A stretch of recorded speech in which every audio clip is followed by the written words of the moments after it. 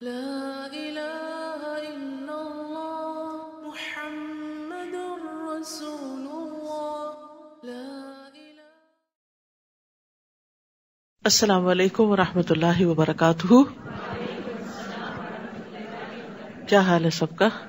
الحمد للہ نحمده ونصلی علی رسولہ الکریم، اما بعد فاعوذ باللہ من الشیطان الرجیم، بسم اللہ الرحمن الرحیم، رب اشرح لی صدری ویسر لی امری واحلل عقدۃ من لسانی یفقہوا قولی۔ قرآن مجید پڑھنے والوں کا جنت میں مقام۔ ابو ہریرہ رضی اللہ عنہ سے روایت ہے کہ رسول اللہ صلی اللہ علیہ وسلم نے فرمایا، قرآن قیامت کے دن اس آدمی کے روپ میں آئے گا جس کا رنگ اڑا ہوا ہوگا، اور اپنے ساتھی سے پوچھے گا، کیا تو مجھے پہچانتا ہے؟ پھر قرآن کہے گا، میں وہی ہوں جو تجھے راتوں کو بیدار اور دوپہروں کو پیاسا رکھتا تھا، یعنی رات کو قیام کے لیے اور دن کو پڑھنے کے لیے۔ اور یقیناً ہر تاجر اپنی تجارت کے پیچھے ہوتا تھا، یعنی بزنس والے بزنس کی طرف دوڑ رہے ہوتے تھے، اور میں آج ہر تاجر کو چھوڑ کر تیرے لیے ہوں، یعنی وہ جو دنیا کے پیچھے دوڑ رہے تھے میں ان کے پیچھے نہیں جا رہا، کیونکہ تو میرے پیچھے آتا تھا اس لیے آج میں تیرے پیچھے آیا ہوں۔ پھر اسے دائیں ہاتھ میں بادشاہت اور بائیں ہاتھ میں ہمیشگی دے دی جائے گی، اس کے سر پر وقار کا تاج رکھا جائے گا، اس کے والدین کو 2 عمدہ پوشاکیں پہنائی جائیں گی، وہ اس قدر بیش بہا قیمت کی ہوں گی، یعنی اتنی زیادہ قیمتی ہوں گی کہ دنیا و ما فیہا کی قیمت ان کا مقابلہ نہیں کر سکتی۔ وہ دونوں کہیں گے، اے رب، یہ پوشاکیں ہمارے لیے کہاں سے؟ کہا جائے گا، اپنے بیٹے کو قرآن سکھانے کی وجہ سے۔ صاحب قرآن کو روز قیامت کہا جائے گا کہ پڑھتا جا اور جنت کے درجے چڑھتا جا، اور اسی طرح ٹھہر ٹھہر کر پڑھ جس طرح تو دنیا میں ٹھہر ٹھہر کر پڑھتا تھا، پس تیرا مقام وہ ہوگا جہاں تیری آخری آیت ہوگی۔ تو اللہ تعالیٰ سے دعا ہے کہ وہ ہمارے بچوں کو بھی اس کی توفیق دے، خود ہمیں بھی توفیق دے، اور قرآن کی قدر و قیمت کو سمجھنے کی توفیق دے، کیونکہ ہم سمجھتے ہیں وہ کوئی ایکسٹرا کام کر رہے ہیں، وہ ایکسٹرا کام ختم کر لیں تو پھر مین سٹریم میں آ جائیں گے۔ یعنی قرآن کو ایک زائد یا فالتو کام نہیں سمجھنا چاہیے، اس کو اپنی جگہ ایک اہمیت دینی چاہیے۔ 17واں پارہ۔ اعوذ باللہ من الشیطان الرجیم، بسم اللہ الرحمن الرحیم۔ اقترب للناس حسابهم وهم في غفلة معرضون ما يأتيهم من ذكر من ربهم محدث إلا استمعوه وهم يلعبون لاهية قلوبهم وَأَسَرُّوا النَّجْوَى الَّذِينَ ظَلَمُوا هَلْ هَذَا إِلَّا بَشَرٌ مِثْلُكُمْ أَفَتَأْتُونَ السِّحْرَ وَأَنْتُمْ تُبْصِرُونَ۔ شروع کرتی ہوں اللہ کے نام سے جو بے انتہا مہربان نہایت رحم فرمانے والا ہے۔ اقترب للناس حسابهم وهم في غفلة معرضون، لوگوں کے حساب کا وقت قریب آ پہنچا ہے جبکہ وہ ابھی تک غفلت میں منہ موڑے ہوئے ہیں۔ اشارہ ہے قرب قیامت کی طرف اور اس بات کی طرف کہ انسان کی موت قریب ہی ہے، یعنی جس سے انسان کو یہ پتہ چل جائے گا کہ اب عمل کی مہلت ختم ہے اور اب حساب کا وقت ہے۔ جو شخص دنیا سے فوت ہو کر جاتا ہے اس کا قبر میں بھی ایک مختصر سا حساب ہوتا ہے، اس سے سوال کیے جاتے ہیں، من ربو کا، ما دینو کا، من نبیو کا۔ اور جب انسان قیامت کے دن اٹھے گا تو اس سے باقاعدہ حساب لیا جائے گا۔ وہ حساب کس بارے میں ہوگا کہ اس نے زندگی کن کاموں میں گزاری، جوانی کہاں گزاری، اس نے مال کہاں سے کمایا اور کہاں خرچ کیا، اور جو علم حاصل کیا اس پر عمل کتنا کیا۔ تو اس لیے ہم میں سے ہر ایک کو اپنے آخری وقت کی اور اپنے حساب کتاب کی فکر ہونی چاہیے. تو ہر انسان کی موت اس کی قیامت ہی ہوتی ہے. نبی صلی اللہ علیہ وسلم نے فرمایا نہ میں دنیا سے ہوں نہ دنیا مجھ سے ہے. یہ تو وقتی طور پر جیسے ایک ٹرانزٹ میں آئے ہیں, رکے ہیں اور پھر آگے جانا ہے. بے شک مجھے اور قیامت کو اس طرح بھیجا گیا ہے کہ ہم ایک دوسرے سے آگے بڑھنے کی کوشش میں ہیں. رسول اللہ صلی اللہ علیہ وسلم کے ساتھی سہل بن سعد سے روایت ہے, وہ کہتے ہیں کہ رسول اللہ صلی اللہ علیہ وسلم نے مجھ سے فرمایا مجھے اور قیامت کو اس انگلی اور اس انگلی کی طرح بھیجا گیا ہے. یعنی آپ نے شہادت کی انگلی اور اس کے ساتھ والی انگلیاں دونوں کو اکٹھا کر دیا. یعنی آپ کے بعد اب اور کوئی نبی نہیں آئے گا, بلکہ اب ہم قیامت کی طرف ہی جا رہے. اور ایک حقیقت ہے کہ دنیا کی ایگزسٹنس میں جتنا وقت گزر چکا ہے اس کے مقابلے میں اب آئندہ بہت تھوڑا باقی رہ گیا ہے اور قیامت قریب ہی ہے. ابی ابن کعب سے مروی ہے, وہ فرماتے ہیں جب رات کا تہائی حصہ گزر جاتا تو رسول اللہ صلی اللہ علیہ وسلم اٹھ کھڑے ہوتے اور فرماتے اے لوگو اللہ کو یاد کرو, اللہ کو یاد کرو. آ گئی کانپنے والی, اس کے بعد زلزلے کا ایک اور جھٹکا آ پڑے گا, آ گئی موت اپنی سختیوں کے ساتھ.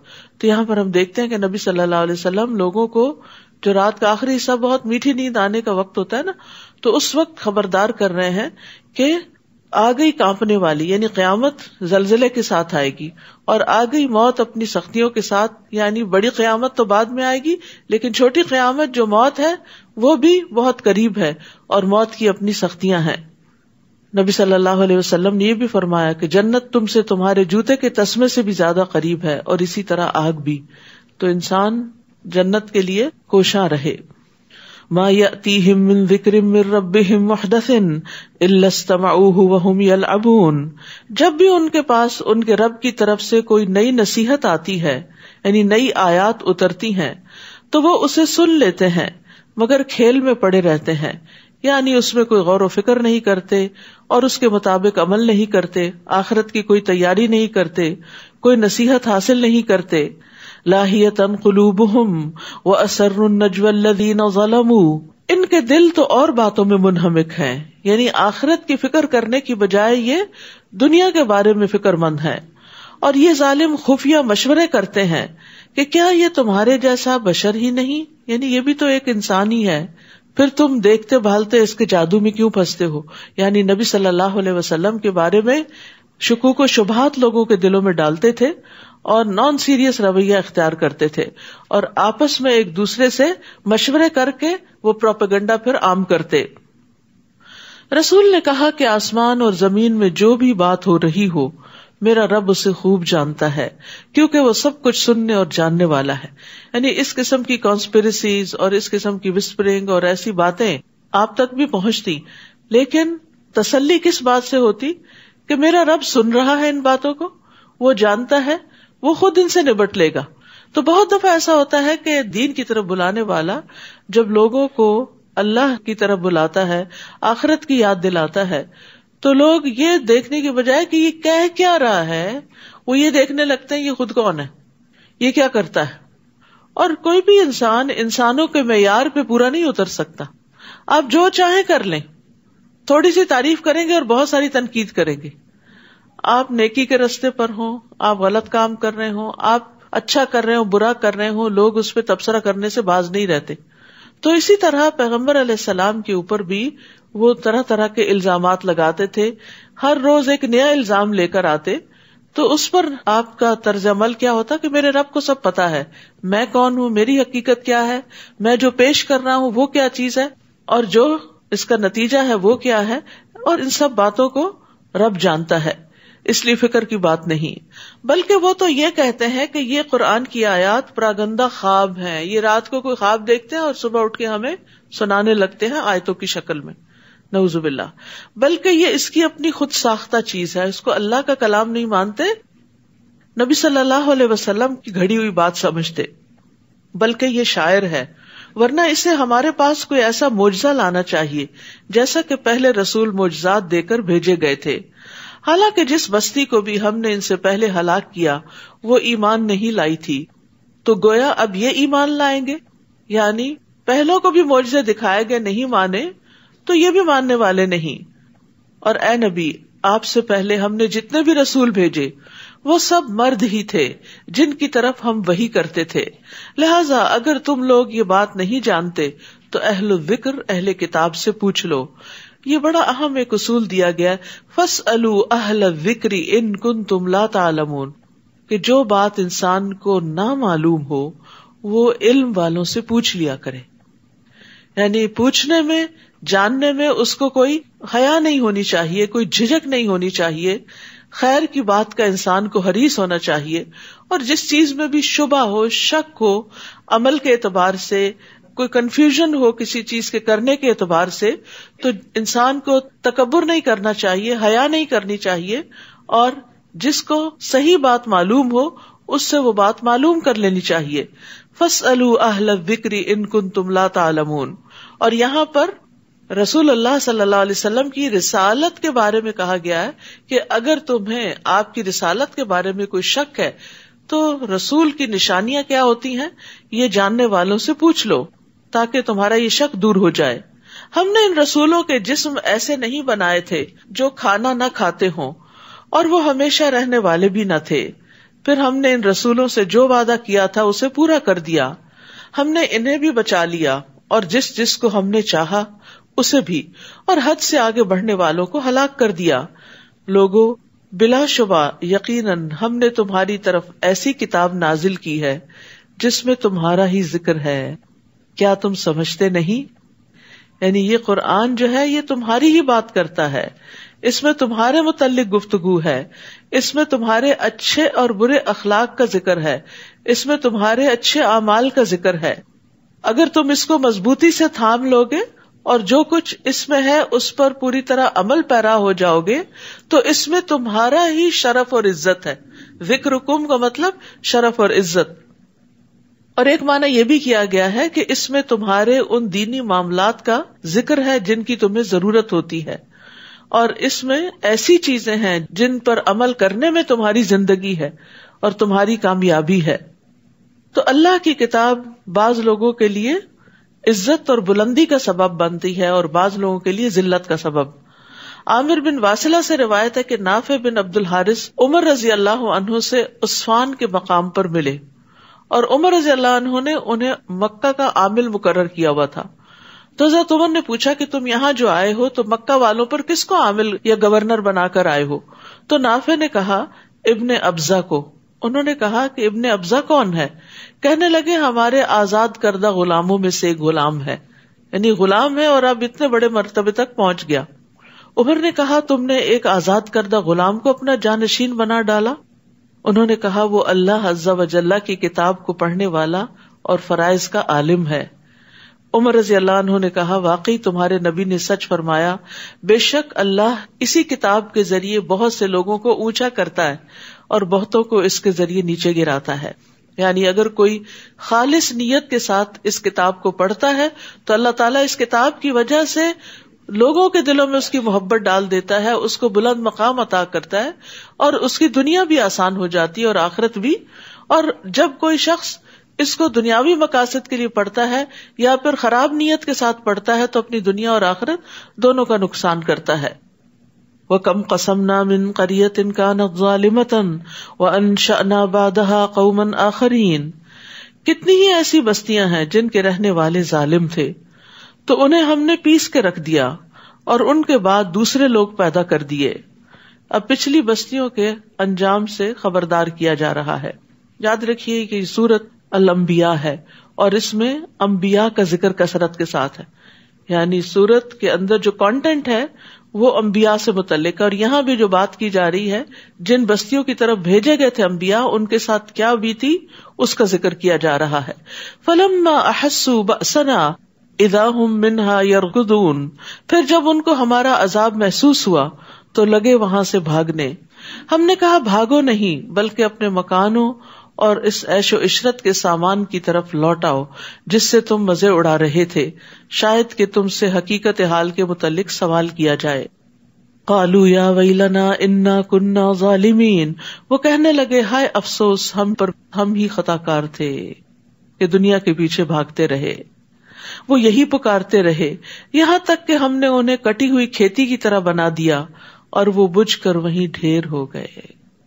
جیسے کوڑے کا ڈھیر ہوتا ہے ایسے ہی مرنے کے بعد ان کے جسموں کا ڈھیر تھا اور ان کے اندر کوئی رمق باقی نہیں رہی, کوئی شان و شوکت اور کوئی دنیا کی لذت جسے وہ حاصل کرتے تھے وہ باقی نہ رہی ان کے لیے. سب کچھ ختم ہو کے رہ گیا. اور یہ لفظ جو ہے نا بہت میننگ فل ہے, جعلناہم حصیدا خامدین, ہم نے ان کو بجھے ہوئے ڈھیر کی طرح کر دیا. یعنی جیسے آگ جلانے کے بعد راکھ کا ایک ڈھیر ہو جاتا ہے, بس اس طرح وہ ڈھیر بن کے رہ گئے جس کے اندر کوئی زندگی کی حرارت اور کوئی رمق نہ تھی. اور ہم نے آسمان, زمین اور جو کچھ ان کے درمیان ہے انہیں محض کھیل کے طور پر پیدا نہیں کیا کہ انسان ان چیزوں کو دیکھ کر انجوائے کرے, ان کو کام میں لائے اور پھر رب کو راضی نہ کرے. اگر ہمارا مقصود کھیل ہی ہوتا تو اپنے ہاں ہی ایسا کر سکتے تھے, بلکہ ہم باطل پر حق کی ضرب لگاتے ہیں تو حق باطل کا بھیجا نکال دیتا ہے اور باطل شکست کھا کر بھاگ اٹھتا ہے, اور تمہارے لیے ہلاکت ہے ان باتوں کی وجہ سے جو تم بیان کرتے ہو. آسمانوں اور زمین میں جو کچھ ہے سب اسی کا ہے, اور جو مخلوق یعنی فرشتے اس کے حضور میں ہیں یعنی آسمانوں میں ہیں وہ اس کی بندگی سے اکڑتے نہیں, تکبر نہیں کرتے اور نہ ہی وہ اکتاتے ہیں, یعنی عبادت کر کر کے تھکتے نہیں. آج کل تھوڑی سی ایکسٹرا عبادت ہو رہی ہے تو ہم سب اپنا اپنا جائزہ لے سکتے ہیں کہ ذرا سی اگر رکعت لمبی ہونے لگے, ذرا سا قیام کا وقت لمبا ہونے لگے, ذرا سا قرآن کا وقت زیادہ ہونے لگے, اپنا جو ذاتی مطالعہ بھی کرتے ہیں تو ہم یون کرنے لگتے ہیں, تھک جاتے ہیں, ہلنے جلنے شروع ہو جاتے ہیں. لیکن فرشتے ایسے نہیں کرتے, وہ مستقل طور پر عبادت کرتے ہیں, دم لیتے ہی نہیں. رسول اللہ صلی اللہ علیہ وسلم نے صحابہ سے پوچھا, کیا جو کچھ میں سن رہا ہوں تم سب بھی وہ سن رہے ہو؟ انہوں نے کہا ہم تو کوئی چیز نہیں سن رہے. آپ نے فرمایا بے شک میں تو آسمان کے چرچرانے کی آواز سن رہا ہوں. یہ اس طرح ہوتا ہے جیسے چارپائی پر اگر زیادہ لوگ بیٹھ جائیں نا تو اس کی چولہے ہلنے لگتی ہیں. تو آسمان کتنا بڑا ہے اور آسمان چرچرا رہا ہے بوجھ سے, اور اسے چرچرانے پر ملامت بھی نہیں کیا جا سکتا کیونکہ وہاں تو ایک بالشت کے برابر بھی جگہ ایسی نہیں جہاں کوئی فرشتہ سجدہ یا قیام نہ کر رہا ہو. سبحان اللہ. پھر اللہ کو ہماری عبادتوں کی کیا ضرورت ہے؟ اور وہ تو جب اللہ کی عبادت کرتے ہیں تو پوری طرح یکسو ہو کے کرتے ہیں. ہم بعض اوقات کھڑے تو اللہ کے حضور ہوتے ہیں اور سوچ دنیا کے بارے میں رہے ہوتے ہیں. ہماری کیا عبادت ہے؟ پھر بھی اللہ تعالیٰ نے فرشتوں سے انسان کو سجدہ کروایا کہ یہ اپنے شوق سے عبادت کرے گا. تو اللہ تعالیٰ ہمیں عبادت کی توفیق دے اور اس کی محبت عطا کرے, اور ہم اس کو اتنا معمولی نہ سمجھیں کہ ٹھیک ہے جو بھی ہو گیا سو ہو گیا, جیسی بھی ہو گئی, جتنی بھی ہو گئی خیر ہے. نہیں, اس میں ایک دوسرے سے آگے بڑھنے کی کوشش کریں. یسبحون اللیل والنہار لا یفترون, وہ دن رات اس کی تسبیح کرتے ہیں اور کبھی دم لیتے ہی نہیں, رکتے ہی نہیں, کنٹینیوس نان سٹاپ تسبیح. ہم زیادہ سے زیادہ کتنی دیر ذکر کر لیتے ہیں؟ ہم ذکر شروع کرتے ہیں, ادھر بچے نے کچھ کیا اس کو سمجھانے میں لگے, اس کے بعد خود بھی اپنا ذکر بھول گئے. کتنی دفعہ ایسا ہوتا ہے نا کہ ہم کوئی چیز شروع کرتے ہیں اور پھر اس کو آدھے میں ہی چھوڑ دیتے ہیں, پوری ہی نہیں کرتے, یا تھوڑی دیر کے بعد تھک جاتے ہیں یا اور چیزوں میں لگ جاتے ہیں جو ہماری زیادہ دل پسند ہے. اور اب تو ماشاءاللہ جب سے اسمارٹ فونز آئے ہیں اس کے بعد ذکر کی جو مقدار ہے لازماً کم ہوئی ہے, کیونکہ ہم ہر تھوڑی دیر بعد جا کے پھر اس کو کھول کے بیٹھ جاتے ہیں, کوئی میسج تو نہیں, اور وہ جو ذکر کا سلسلہ ہوتا ہے وہ لازماً منقطع ہوتا ہے. تو اس لیے جب تک آپ اپنا ٹارگٹ پورا نہ کر لیں, ہر دن کا ایک ٹارگٹ سیٹ کریں کہ میں یہ اور یہ تسبیح کروں گی, درود شریف کی تسبیح کروں گی, استغفار کی کروں گی, آیت کریمہ کی کروں گی, یا حی یا قیوم برحمتک استغیث کی کروں گی, لا الہ الا اللہ وحدہ لا شریک لہ کی کروں گی, اور اس کے علاوہ بھی یا ذل جلال والاکرام, سبحان اللہ والحمد للہ ولا الہ الا اللہ واللہ اکبر. تو دن کے ٹارگٹ سیٹ کیا کریں اور اس کے اوقات بھی اگر مقرر کر لیں تو پھر اس وقت انسان آٹومیٹیکلی ان اذکار کی طرف آ جاتا ہے. مثلا کھانا پکاتے ہوئے میں کنٹینیوسلی یہ ذکر کروں, کوئی ایک مقرر کر لیں, کلیننگ کے وقت یہ کروں گی, فلاں وقت یہ کروں گی, بستر پر جا کر سونے سے پہلے یہ کروں گی. تو اس سے کیا ہوگا کہ انشاءاللہ آپ کسی نہ کسی مقدار میں ضرور ذکر کر پائیں گے. لیکن اگر آپ نے ٹارگٹ نہیں سیٹ کیا نا, کوئی گول نہیں اپنا مقرر کیا, تو پھر کیا ہوگا, پھر یہی لڑکڑاتے رہ گئے, کبھی کیا کبھی نہ کیا, کبھی تھوڑا کیا کبھی زیادہ کیا, اور پھر جب یہ پورے کر لیں اپنے ٹارگیٹس، یعنی جیسے ڈرائیونگ کرتے ہوئے ایک ٹارگیٹ آپ نے رکھا ہوا تو وہ پورے کر لیں، تو پھر اس کے بعد اپنے فونز اٹھائیں.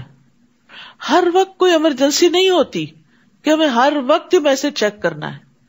اب تو ادب آداب بھی بھول گئے ہیں. کسی کی مجلس میں بیٹھے ہوئے ہوں، بچوں کے ساتھ بیٹھے ہوئے ہوں، شوہر کے ساتھ بیٹھے ہوئے ہوں، دھیان ادھر ہی ہے. مطلب حیرت کی بات ہے کہ جو سامنے والا ہے اس کی کوئی امپورٹنس نہیں، صرف وہی بہت امپورٹنٹ ہے جو نظروں سے غائب ہے، اور وہ جب نظروں میں آئیں گے تو وہ بھی بھول جائیں گے. تو اس لیے فون کے بھی اوقات مقرر کریں. اگر نماز کے اوقات مقرر ہیں نا تو اس کے بھی اوقات مقرر کر لیں، اور ذکر کے بھی اوقات مقرر کریں تاکہ آپ اس زندگی سے کچھ فائدہ اٹھا لیں. کل حسرتیں نہ ہو کہ ہم نے اتنا وقت اس پہ لگا دیا. بچوں کے لیے تو ہم اسکرین ٹائم فکس کرتے ہیں تو اپنے آپ کو اس سے آزاد محسوس کرتے ہیں. کیا انہوں نے زمین میں ایسے الہ بنا رکھے ہیں جو انہیں عذاب الہی سے مر جانے کے بعد زندہ اٹھا کھڑا کریں گے؟ اگر زمین و آسمان میں اللہ کے سوا کوئی اور بھی الہ ہوتے تو زمین و آسمان کا نظام درہم برہم ہو جاتا. لہٰذا جو کچھ یہ لوگ بیان کرتے ہیں ان سے اللہ پاک ہے جو عرش کا مالک ہے. فسبحان اللہ رب العرش عما یصفون لا يسأل عما يفعل وهم يسألون. وہ جو کچھ کرتا ہے اس سے کوئی باز پرس نہیں کر سکتا، البتہ ان سے ضرور باز پرس ہوگی. یعنی اللہ تعالیٰ اپنی مخلوق کے بارے میں جو فیصلہ کرتا ہے مخلوق اس سے پوچھ نہیں سکتی کہ یا رب تو نے ہماری یہ تقدیر کیوں مقرر کی، اور اللہ اس مخلوق سے ان کے عمل کے بارے میں ضرور پوچھے گا کیونکہ ساری مخلوق اللہ کی ملکیت ہے، اللہ کی غلام ہے. کیا انہوں نے اللہ کے علاوہ دوسرے الہ بنا رکھے ہیں؟ آپ ان سے کہیے اس پر اپنی کوئی دلیل تو لاؤ. یہ ذکر یعنی قرآن ان لوگوں کے لیے نصیحت ہے جو میرے ساتھ ہیں، یعنی نبی صلی اللہ علیہ وسلم کے، اور یہ ذکر تورات اور انجیل وغیرہ ان لوگوں کے لیے بھی جو مجھ سے پہلے تھے. یعنی اللہ نے پہلے لوگوں کے لیے بھی ذکر بھیجا اور محمد صلی اللہ علیہ وسلم کی امت کے لیے بھی، مگر ان میں سے اکثر لوگ حق بات کو نہیں جانتے، لہٰذا وہ اس سے منہ پھیر لیتے ہیں. اور آپ سے پہلے ہم نے جو بھی رسول بھیجا اس کی طرف یہی وحی کرتے رہے کہ میرے سوا کوئی الہ نہیں، لہٰذا صرف میری ہی عبادت کرو. مشرکین کہتے ہیں کہ رحمان کی اولاد ہے. اللہ ایسی باتوں سے پاک ہے، بلکہ وہ تو اس کے معزز بندے ہیں، غلام ہیں.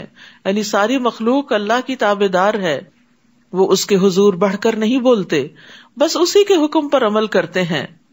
اللہ ان بندوں کے سامنے کے ظاہری احوال کو بھی جانتا ہے اور پوشیدہ احوال کو بھی، اور وہ صرف اسی کے حق میں سفارش کر سکیں گے جس کے لیے اللہ راضی ہو، اور وہ ہمیشہ اس کے خوف سے ڈرتے رہتے ہیں.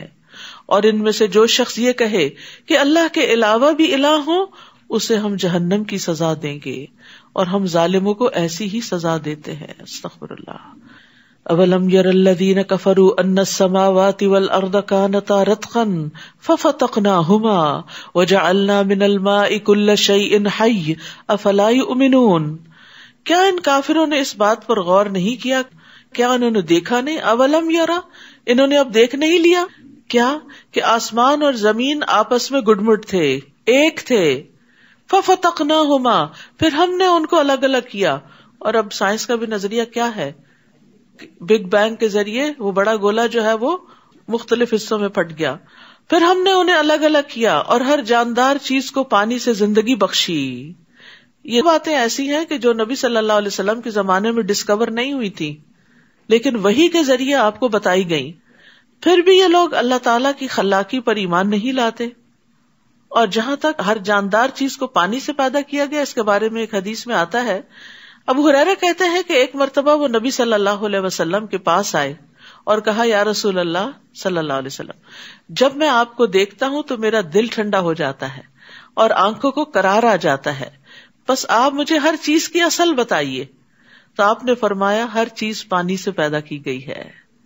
ہر چیز ابتدا میں پانی تھی اور پھر ٹھوس مائع گیس میں وہ تقسیم ہو گئی. اور ہم نے زمین میں پہاڑ بنائے تاکہ وہ انہیں لے کر ہچکولے نہ کھائے. یعنی زمین کو سٹیبل کرنے کے لیے پہاڑوں کا وزن رکھ دیا گیا. نیز اس میں کشادہ راہیں بنا دی تاکہ لوگ راستہ معلوم کر سکیں. اگر یہ نیچرل ہائی ویز نہ ہوتی تو لوگ ایک علاقے سے دوسرے علاقے تک جانے میں بہت مشقت پاتے. اور آسمان کو ایک محفوظ چھت بنا دیا پھر بھی یہ لوگ اللہ کی نشانیوں کی طرف توجہ نہیں کرتے. تو یاد رکھیے اللہ کی نشانیوں کی طرف توجہ کرنا، غور و فکر کرنا، یہ بھی عبادت ہے اور یہ بھی ہمارے لیے لازم ہے. جس طرح قرآن کی آیات کو پڑھنا ضروری ہے، اسی طرح کائنات کی آیات کو اسٹڈی کرنا بھی ضروری ہے اور ان علوم کو حاصل کرنا بھی ضروری ہے جس سے یہ کام آسان ہو. اور ایسے علوم کو عبادت کی نیت سے حاصل کرنا چاہیے تاکہ وہ مشکل کام آسان ہو جائے اور انسان یہ نہ سوچے کہ میرا وقت ضائع ہو رہا ہے. ورنہ بہت سے بچے جب قرآن حفظ کر کے دین کا علم حاصل کر کے یونیورسٹی جاتے ہیں تو وہ اتنا مزہ نہیں آتا، ذرا ٹف لائف ہوتی ہے تو وہ کہتے ہیں ہمارا وقت ضائع ہو رہا ہے، ہمارا دل نہیں لگ رہا.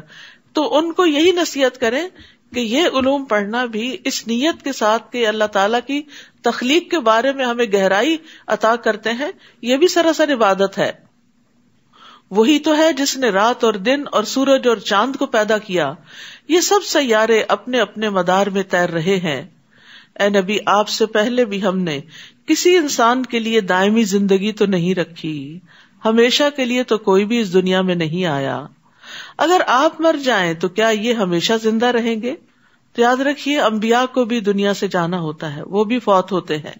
رسول اللہ صلی اللہ علیہ وسلم نے فرمایا، جبریل میرے پاس آئے اور کہا، اے محمد صلی اللہ علیہ وسلم، جیسے چاہو زندگی گزارو، بالآخر مرنا تو ہے.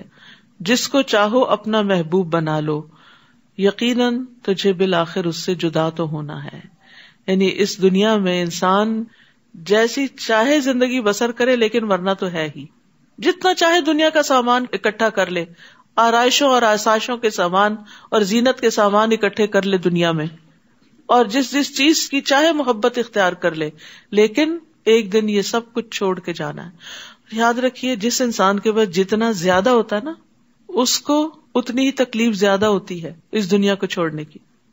اسی لیے آپ نے اپنے خاندان میں اور دیگر لوگوں سے، بزرگ خواتین کے قصے سن رکھے ہوں گے کہ جب میری ساس فوت ہوئی تو ان کے پاس بس 2 جوڑے کپڑے تھے اور ایک چھوٹا سا باکس تھا اور بس یہ چند گنے چنے آئٹمس تھے ان کے پاس. تو خوش قسمت ہوتے ہیں ایسے لوگ جو اپنی ذمہ داریاں ادا کر کے، جو اللہ نے ان کو زندگی میں دیا، اپنے ہاتھوں سے تقسیم کر کے، صدقہ خیرات کر کے، اور مختصر سی زندگی رکھتے ہیں اینڈ میں. یعنی اس کا نہیں مطلب جوانی میں بہت کچھ اکٹھا کرنا چاہیے، ضرورت کا ہی ہو تو انسان کا وقت بچتا ہے. جب ضرورت سے زیادہ کوئی بھی چیز ہو جاتی ہے تو وہ انسان کے اوپر بوجھ ہو جاتی ہے. جیسے ضرورت کی انرجی تو ہمیں چاہیے، لیکن وہ ضرورت کی انرجی اگر فیٹ میں کنورٹ ہو کر انسان کا وزن بڑھا رہی ہے تو چلنا پھرنا ہی دوبر ہو جاتا ہے. تو اسی طرح زیادہ مال و متاع جو ہے وہ انسان کے لیے وبال جان بن جاتا ہے، اور جتنا کم ہوتا ہے، جتنا مختصر ہوتا ہے، اس کا حساب بھی آسان، اور اس کے ساتھ دنیا سے انسان آسانی سے رخصت ہوتا ہے کہ اس کو ریگریٹس نہیں ہوتی اور اس کو ان چیزوں کی یادیں نہیں ستاتی، ہاں یہ چیز بھی ہے اور وہ چیز بھی ہے. اور اسی طرح یہ ہے کہ انسان انسانوں سے، چاہے اپنی اولاد ہو، والدین ہو، ان سے ایک فطری محبت کرتا ہے، لیکن وہ فطری محبت بھی حد سے آگے نہیں بڑھنی چاہیے، کیونکہ یہ انسان کی خود اپنے لیے نقصان دہ ہو جاتی ہے. جو انسان اللہ کو سب سے بڑا محبوب بناتا ہے، والذین آمنوا اشد حبا للہ، پھر وہ اس محبت کی تکلیف سے باہر نکل آتا ہے. وہ اولاد سے محبت رکھتا ہے، ان کی خیرخواہی کرتا ہے، ان کے ساتھ ایک جذباتی لگاؤ رکھتا ہے، لیکن اتنا نہیں کہ جو ان کی جدائی انسان کو انتہائی غمگین کر دے. تو دنیا سے جاتے ہوئے مرتے وقت دل ہلکا ہونا چاہیے، دنیا چھوڑنے کا بہت بڑا صدمہ نہیں ہونا چاہیے، یہ حسرتیں نہیں ہونی چاہیے کہ اف میری فلاں چیز کا کیا بنے گا اور فلاں بچے کا کیا ہوگا. اللہ ہے نا، ان سب چیزوں کو اللہ کے سپرد کر دینا چاہیے. اس کا یہ مطلب نہیں ہے سارے خیالات آپ کو مرتے وقت اچانک ہی کہیں سے الہام ہو جائیں گے، یہ ابھی سے آپ کو عملی طور پہ کرنا ہوگا، یہ چیزیں اپنی سوچ کا حصہ بنانی ہوگی. اور کس طرح انسان پریکٹیکلی ان چیزوں سے پھر تھوڑا ڈسٹینس ہوتا ہے جب انسان اپنی عبادت پہ فوکس کرتا ہے اور اس وقت ان چیزوں سے ڈیٹیچ ہوتا ہے. جب انسان انسانوں کی بھلائی کے لیے کام کرتا ہے تو اس وقت ان چیزوں سے کچھ ڈیٹیچ ہوتا ہے، لیکن اگر انسان اللہ کے دین کے لیے وقت نہیں نکالتا، عبادت کے لیے وقت نہیں نکالتا اور صرف انہی چیزوں میں کھویا رہتا ہے تو پھر یہ چیزیں وبال جان بن جاتی، یہ انسان کے لیے بہت بڑا صدمہ بن جاتی. جیسے پہلے میں نے عرض کیا تھا کہ موت کے وقت انسان کے دل کی جو کیفیت ہوگی وہ موت کے بعد بھی پھر برقرار رہے گی. تو اس لیے بڑا ضروری ہے کہ نفس مطمئنہ حاصل ہو، اور نفس مطمئنہ زیادہ مال و دولت اور اولاد سے حاصل نہیں ہوتا، وہ نیک کام کر کے ہوتا ہے، اور خصوصاً مال اور اولاد کو بھی نیکی کے رستے پر لگانے سے حاصل ہوتا ہے. تو اس چیز کے لیے انسان کو محنت اور کوشش کرنی چاہیے تاکہ دنیا سے واپسی آسان ہو جائے. کل نفس ذائقۃ الموت ونبلوکم بالشر والخیر فتنہ والینا ترجعون. ہر جاندار کو موت کا مزہ چکھنا ہے، اور ہم تو تمہیں اچھے اور برے حالات دونوں طرح سے آزماتے ہیں، اور بالآخر تمہیں ہماری طرف لوٹنا ہے. یعنی انسان کے اوپر فقر اور دولت، صحت اور بیماری، اور اسی طرح دنیا کی دیگر چیزوں کا اپ اینڈ ڈاؤن ہونا، یہ دراصل کیا ہے؟ ایک آزمائش ہے. کیا آزمائش ہے؟ کہ تکلیف پر انسان صبر کرتا ہے یا نہیں، اور خیر و بھلائی ملنے پر شکر ادا کرتا ہے یا نہیں. تو ابن زید کہتے ہیں کہ ہم ان کی آزمائش ایسی چیزوں کے ساتھ بھی کرتے ہیں جنہیں وہ پسند کرتے ہیں، اور ایسی چیزوں کے ساتھ بھی کرتے ہیں جنہیں وہ پسند نہیں کرتے، تاکہ ہم دیکھیں کہ جو کام انہیں پسند ہے ان میں وہ شکر کتنا ادا کرتے ہیں، ان میں وہ اللہ سے کتنے راضی ہیں، وہ اللہ کے لیے وقت کتنا نکالتے ہیں. جیسے پیچھے مال اور اولاد وغیرہ کی بات ہو رہی تھی، تو اگر ان سے محبت ہے تو پھر ان کو پا کر شکر کتنا ادا کرتے ہیں. اور شکر صرف زبان سے نہیں ہوتا، دل سے بھی ہوتا ہے اور عمل سے ہوتا ہے. اور عملی شکر کیا ہے؟ کہ اس مال اور اولاد سے اپنی آخرت یا ان کی آخرت، یعنی اولاد کی آخرت بنانے کی کتنی فکر کرتے ہیں، اور جو کام انہیں ناپسند ہیں ان پہ وہ صبر کیسے کرتے ہیں. یہ ہے انسان کا امتحان. اور جب کافر آپ کو دیکھتے ہیں تو بس مذاق ہی اڑاتے ہیں، کہتے ہیں کیا یہی وہ شخص ہے جو تمہارے معبودوں کا ذکر کیا کرتا ہے، جبکہ وہ خود رحمان کے ذکر کے منکر ہیں. کیونکہ نبی صلی اللہ علیہ وسلم نے تمام معبودوں، بتوں کی عبادت کی نفی کی تھی، تو یہ بات مشرکین مکہ پہ بڑی بھاری تھی کہ جن کو ہم اپنی جان سے عزیز رکھتے ہیں آپ نے ان کو کوئی مقام ہی نہیں دیا. تو اس پر فرمایا کہ اصل مقام کس کا تھا، اصل قدر کس کی جانی چاہیے تھی؟ اللہ رب العزت کی. انہوں نے اللہ کی قدر گھٹا دی، اس کی انہیں فکر نہیں، اور جو معبودوں کی نفی کی گئی ہے تو اس پر یہ بہت پریشان ہے. خلق الانسان من عجل سأریکم آیاتی فلا تستعجلون. انسان جلد باز مخلوق ہے، اسی لیے انگزائٹی ہوتی. یہ جو انگزائٹی ہوتی ہے نا، اس کی وجہ یہ ہوتی کہ یہ کام جلدی سے ہو جائے، یہ کیوں نہیں ہو رہا، یہ کب ہوگا، پھر جب ہوگا تو کیا ہوگا، وہ جب وقت آئے گا تو پھر کیا ہوگا. یعنی حال میں تو ہم رہتے ہی نہیں نا، ہم فیوچر میں رہتے ہیں. دیکھیے آج جو حال ہے نا، یہ کبھی فیوچر تھا نا. اس دن کے لیے ہم پریشان تھے کہ پتہ نہیں کیا ہوگا، دورہ قرآن ہوگا تو 2 گھنٹے کیسے زمین پہ بیٹھوں گے، تو ہو ہی گیا نا. تو جب بھی ایسی انگزائٹی ہو نا، معاملات اللہ کے سپرد کر دیا کرے. 2 کام کیا کرے، ایک یہ اللہ اس کام میں میرے لیے آسانی کر دے، میری فکر دور کر دے، اور میرا یہ کام تیرے سپرد ہے، تو نے کرنا ہے. تو انسان کا بوجھ ہٹ جائے گا، اس کی انگزائٹی دور ہو جائے گی. آسان دوا ہے یہ. صرف اپنے ذہن کو بدلے، اپنی سوچ کو بدلے. ہے بچوں کا کیا ہوگا، ان کی شادی کا کیا ہوگا، پتہ نہیں کس سے شادی ہوگی، پتہ نہیں بچے ہوں گے کہ نہیں ہوں گے، پتہ نہیں. بس ابھی یہ سب کچھ ایگزسٹ ہی نہیں کرتا. تو یہ جو خوف اور مستقبل کی پریشانی ہے نا، اس پر انگزائٹی کا ہونا، یہ انسان کے عجلت پسند ہونے کی وجہ ہے. اللہ تعالیٰ فرماتے سأریکم آیاتی، میں ضرور تمہیں اپنی نشانیاں دکھلاؤں گا. فلا تستعجلون، جلدی کا مطالبہ نہ کرو کہ نشانیاں کیوں نہیں آ جاتی. اب یہ دونوں طرح سے، یعنی مسلمان بھی کیا چاہتے تھے کہ جلدی سے کوئی معجزہ نظر آئے کہ ہماری بات سچی ثابت ہو جائے، اور جو دوسرے تھے وہ بھی یہ کہ نشانی کیوں نہیں آتی کہ پتہ چلے، یعنی وہ بھی عذاب جلدی مانگتے تھے. اس آیت سے یہ بات بھی پتہ چلتی ہے کہ انسان اگرچہ جلد باز مخلوق ہے. خلق الانسان عجولا، عجول تو ہے، عجول کا مطلب بہت جلد بازی کرنے والا، ہر چیز میں جلدی چاہتا ہے. لیکن اس کے باوجود اس جلد بازی کو کنٹرول کرنا ممکن ہے. جیسے پہلے میں نے طریقے بتائے، کنٹرول کرنا ممکن ہے، کیونکہ آگے فرمایا فلا تستعجلون، جلدی نہ کرو. اس کا مطلب نہیں بھی ہوتی. اور عملی طور پہ آپ دیکھتے ہیں کہ بعض لوگ بڑے سے بڑے معاملے میں بھی بڑے ریلیکس ہوتے ہیں، اور جب ان سے کہا جائے گا یہ کب ہوگا تو کہتے ہیں ہو جائے گا، فکر کی کیا بات ہے. تو ایسے لوگ کتنا کمفرٹ کا باعث ہوتے ہیں کہ جو آپ کی جلد بازی میں آپ کو تسلی دیتے ہو. وقتی طور پہ تو یہ لگتا ہے کہ جیسے یہ دشمن ہے ہمارے اور ہمارا غم نہیں سمجھ رہے، لیکن حقیقت میں وہ ہمیں کمفرٹ کر رہے ہوتے.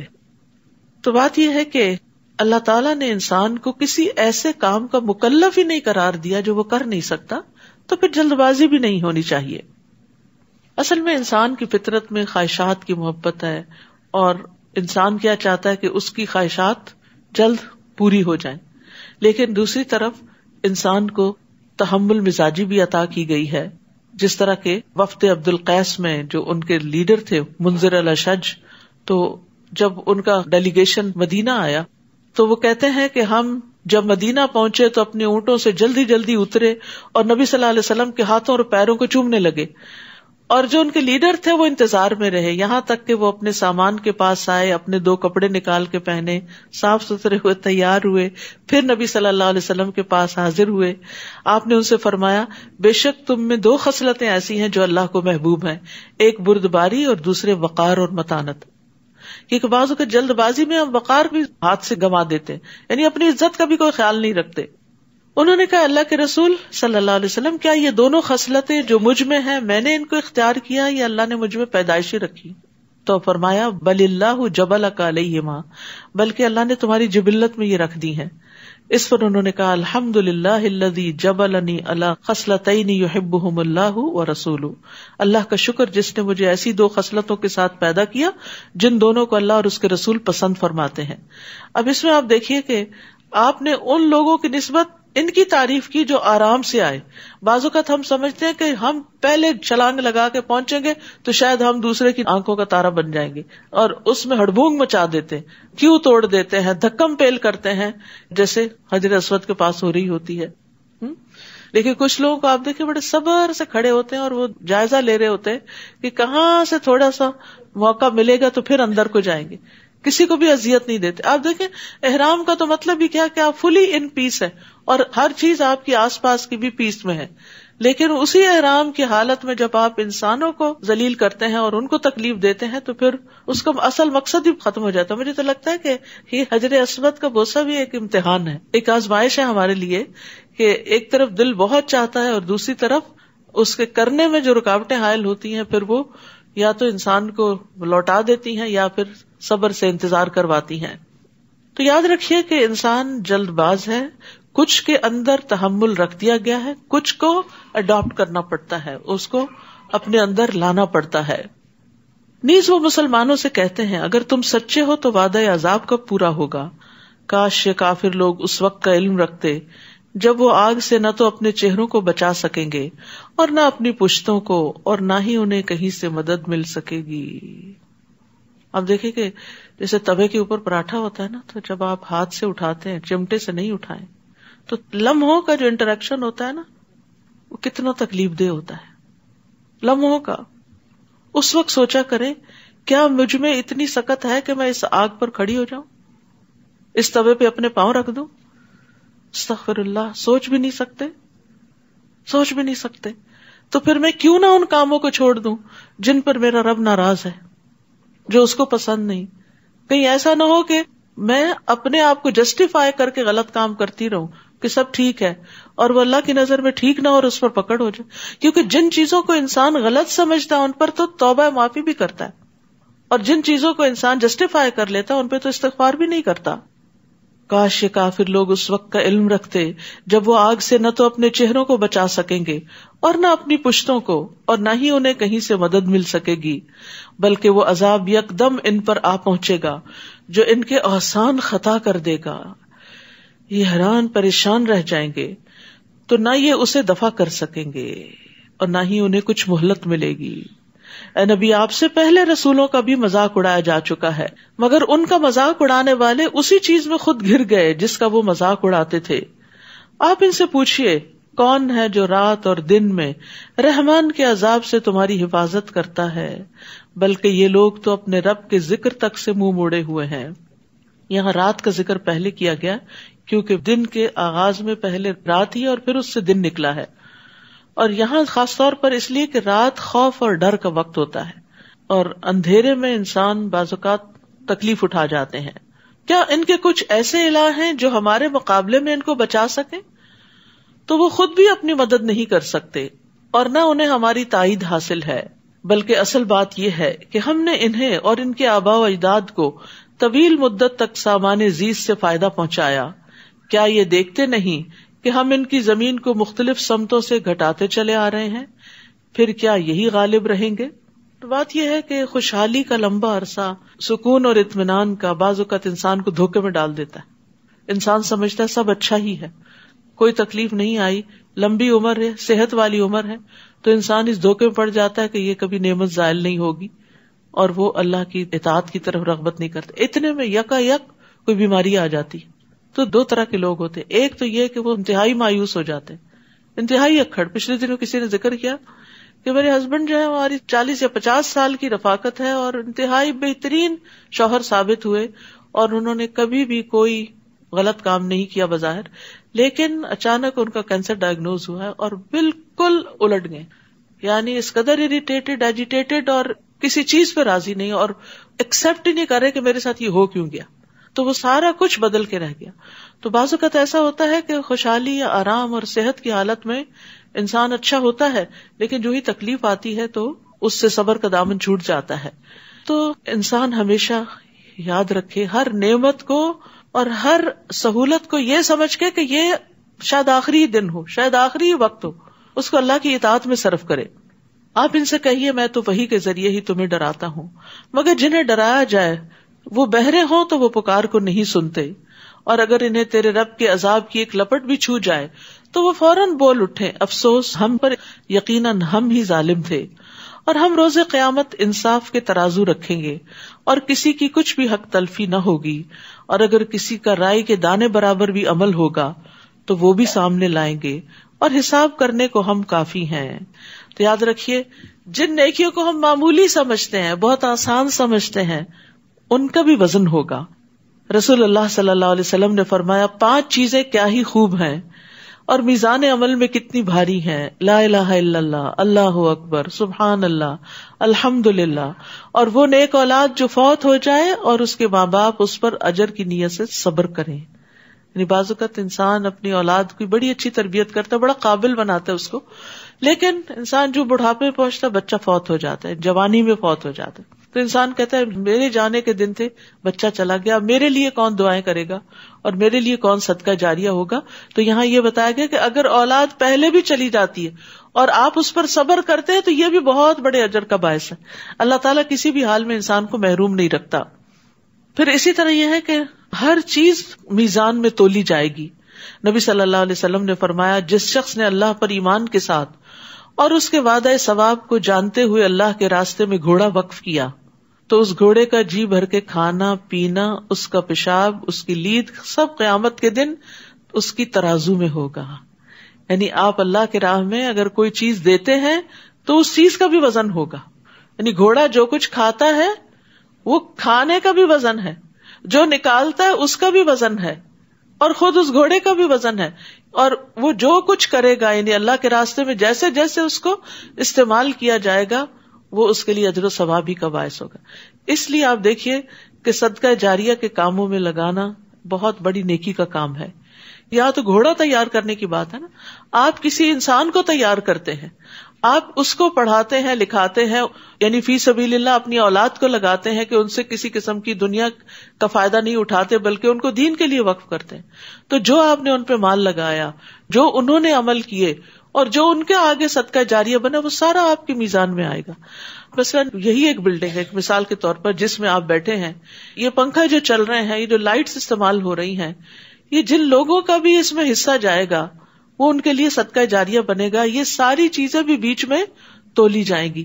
یعنی میزان میں اعمال بھی تولے جائیں گے اور اعمال جو ہیں وہ مختلف شکلوں کی صورت میں آئیں گے اور خود انسان بھی تولے جائیں گے. اور اسی لیے ایک حدیث میں آتا ہے کہ ایک کافر جو دنیا میں بہت موٹا تازہ ہوگا، قیامت کے دن میزان میں مچھر کے پر برابر بھی اس کا وزن نہیں ہوگا. لیکن حضرت عبداللہ بن مسعود جن کی پنڈلیاں بہت پتلی تھی کہ تیز ہوا بھی چلتی تو ذرا ہلنے لگتے تھے تو لوگ ان کے اوپر حیران ہوتے تھے. تو آپ فرماتے ہیں یہ پنڈلیاں میزان میں احد پہاڑ سے بھی زیادہ وزنی ہیں. تو انسان جو کچھ بھی اللہ کے راستے میں وقف کرتا ہے، ایک ٹیبل ہی ایک چیئر ہی، کوئی بھی چیز جو دیتا ہے تو یہ سارا کچھ انسان کے لیے ایک جاری صدقہ بن جاتا ہے، اور اس کے ساتھ اس کے میزان میں ان سے جتنی جتنی خیر نکلی وہ سب تولی جاتی ہیں. پھر اسی طرح شہادتین کا بھی وزن ہے، یعنی اشہد ان لا الہ الا اللہ اشہد ان محمد الرسول اللہ جب آپ کہتے ہیں تو یہ بھی میزان میں رکھے جائیں گے اور میزان کا پلڑا جھک جائے گا. ان کلمات کی بھی اتنی زیادہ قیمت ہے.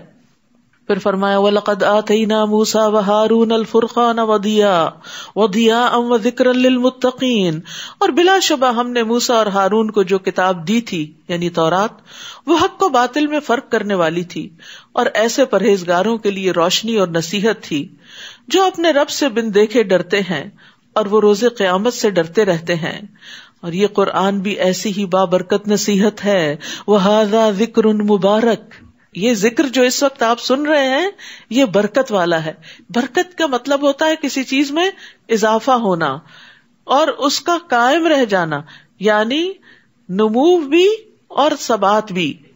تو قرآن کے ذریعے جو علم حاصل کرتے ہیں ہم، اس پر جب ہم عمل کرتے ہیں تو کیا ہوتا ہے، نیکیاں ملٹی پلائی ہوتی ہیں، زیادہ سے زیادہ بڑھتی چلی جاتی. جیسے ابھی میں نے صدقہ جاریہ کی بات کی، ایک ریمائنڈر ہو گیا نا، لیکن جب حدیث کے ساتھ ملا کے ہم نے بات سنی تو ہمیں زیادہ سمجھ آئی کہ کیا کچھ نہیں تولا جائے گا اور کتنا بڑھ جائے گا وہ. تو اس میں آپ دیکھیے کہ یہ سب باتیں کہاں سے پتہ چلتی ہیں، یہ قرآن سے پتہ چلتی ہیں، اور قرآن کی وضاحت جو نبی صلی اللہ علیہ وسلم نے کی اس سے پتہ چلتی. تو ایسی مجالس بھی بابرکت، ایسا کلام بھی بابرکت، اس کا ذکر بھی بابرکت. اور پھر ان نیکیوں کی وجہ سے انسان کے اپنے اندر تبدیلی آتی، یعنی صدقہ صرف دوسرے کو فائدہ نہیں دیتا، اس کا ریوارڈ آپ کو دنیا میں بھی ملتا ہے. آپ کے اندر کی تنگی اور سینے کی گھٹن دور ہوتی ہے، اور پھر اس کے ساتھ ساتھ یہ کہ اس سے جو خیر آگے پھیلتی اس خیر میں بھی آپ کا حصہ ہوتا ہے. مثلاً آپ نے کسی ڈاکٹر بننے والے بچے کی فیس پے کر دی، ہو سکتا ہے کل کسی وقت آپ بیمار ہو اور وہی آپ کے علاج پہ کھڑا ہو، اور ایسے کئی واقعات سنے بھی گئے ہیں. آپ نے کسی حفظ کرنے والے بچے کو تیار کر دیا تو ہو سکتا ہے کہ کل جب آپ مر جائیں تو وہی آپ کا جنازہ پڑھانے والا ہو. یعنی یو نیور نو کہ آپ کی نیکی دنیا میں بھی کس طرح واپس آپ ہی کے کام آنے والی ہے. وَلَقَدْ آتَيْنَا إِبْرَاهِيمَ رُشْدَهُ مِن قَبْلُ وَكُنَّا بِهِ عَالِمِينَ، اور اس سے بھی پہلے ہم نے ابراہیم کو ہوش مندی بخشی تھی، سمجھ بوجھ دی تھی، اور ہم اس کے حال سے خوب واقف تھے جب اس نے اپنے باپ اور اپنی قوم سے کہا تھا کہ یہ مورتیاں کیا ہیں جن کے آگے تم بندگی کے لیے بیٹھے رہتے ہو. وہ کہنے لگے ہم نے اپنے آباء و اجداد کو ان کی عبادت کرتے ہی پایا ہے. آپ دیکھ رہے ہیں ہمیشہ جہاں بتوں کی عبادت کی دلیل پوچھی جاتی ہے تو ایک ہی ہوتی ہے ہر قوم میں. وہ کیا ہے، ہمیں نہیں پتا، ہمارے باپ دادا یہ کرتے تھے، ہم ان کی عزت کرتے ہیں اس لیے ان کی ٹریڈیشن کو لے کے چل رہے ہیں، حالانکہ یہ تو کوئی دلیل نہیں. حضرت ابراہیم نے کہا پھر تو تم بھی اور تمہارے آباء و اجداد بھی کھلی گمراہی میں پڑے ہوئے ہو.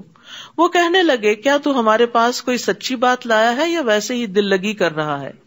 اس نے جواب دیا دل لگی نہیں بلکہ سچی بات یہی ہے کہ تمہارا رب وہی ہے جو آسمانوں اور زمین کا مالک ہے، جس نے انہیں پیدا کیا، اور میں اس بات پر گواہی دیتا ہوں، اور اللہ کی قسم میں تمہارے چلے جانے کے بعد تمہارے بتوں سے ضرور 2 ہاتھ کروں گا. چنانچہ بڑے بت کو چھوڑ کر باقی سب بتوں کو ابراہیم نے ٹکڑے ٹکڑے کر دیا تاکہ وہ اس بڑے بت کی طرف رجوع کریں. وہ کہنے لگے ہمارے معبودوں کا یہ حال کس نے کر دیا؟ بلا شبہ وہ بڑا ظالم ہے. بعض لوگ کہنے لگے ہم نے ایک نوجوان کو ان بتوں کا ذکر کرتے سنا تھا جس کا نام ابراہیم ہے. وہ کہنے لگے پھر اسے لوگوں کے سامنے لاؤ تاکہ وہ دیکھ لیں کہ ہم اس سے کیا کرتے ہیں.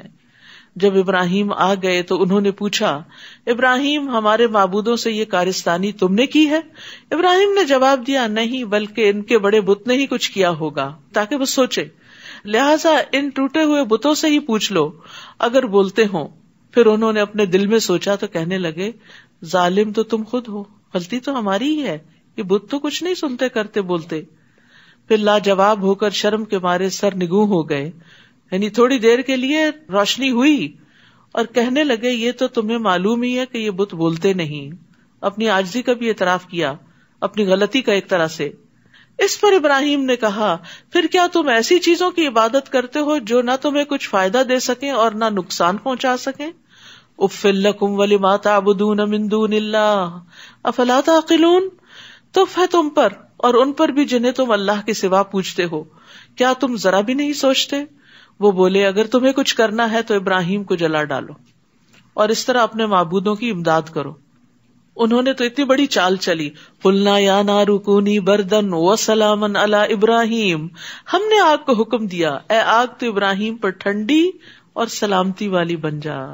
سبحان اللہ، کس طرح لوگ چالیں چلتے ہیں اور کس طرح اللہ سبحانہ تعالیٰ ان کی چالوں کا توڑ کرتے ہیں، کیونکہ آگ بھی تو اللہ کے کنٹرول میں ہے نا، اگر وہ جلاتی ہے تو اللہ کے اذن سے جلاتی ہے، اور اگر وہ ٹھنڈی ہوتی ہے تو بھی اللہ کا حکم ہو تو ٹھنڈی ہو جاتی ہے۔ اور یہاں پر بردن بھی کہا اور سلامن بھی کہا۔ روایت میں آتا ہے کہ اگر اللہ سبحانہ تعالیٰ سلامن نہ کہتے تو آگ کی ٹھنڈک ابراہیم علیہ السلام کی تپش سے بھی زیادہ سخت ہوتی، فریز ہو جاتی، اور اگر اللہ ابراہیم نہ کہتے تو قیامت تک کے لیے آگ ٹھنڈی ہو جاتی۔ تو اس لیے یہ بہت میننگ فل جملہ ہے۔ اور ابراہیم علیہ السلام کی آگ تو سارے جانوروں نے بھی بجھانے کی کوشش کی تھی سوائے چھپکلی کے۔ وہ تو چاہتے تھے کہ ابراہیم کو دکھ پہنچائیں، مگر ہم نے انہیں ہی نقصان میں ڈال دیا۔ سبحان اللہ، کس طرح وہ اپنا سا منہ لے کے رہ گئے ہوں گے، ایک دوسرے سے نظریں بھی کیسے ملاتے ہوں گے، اتنا بڑا معجزہ ان کے سامنے ہو گیا، لیکن نہ ماننے والے پھر بھی نہ مانے۔ اور ہم ابراہیم اور لوط کو ان سے بچا کر اس سرزمین یعنی شام کی طرف لے گئے جس میں ہم نے اہل عالم کے لیے برکتیں رکھی ہیں۔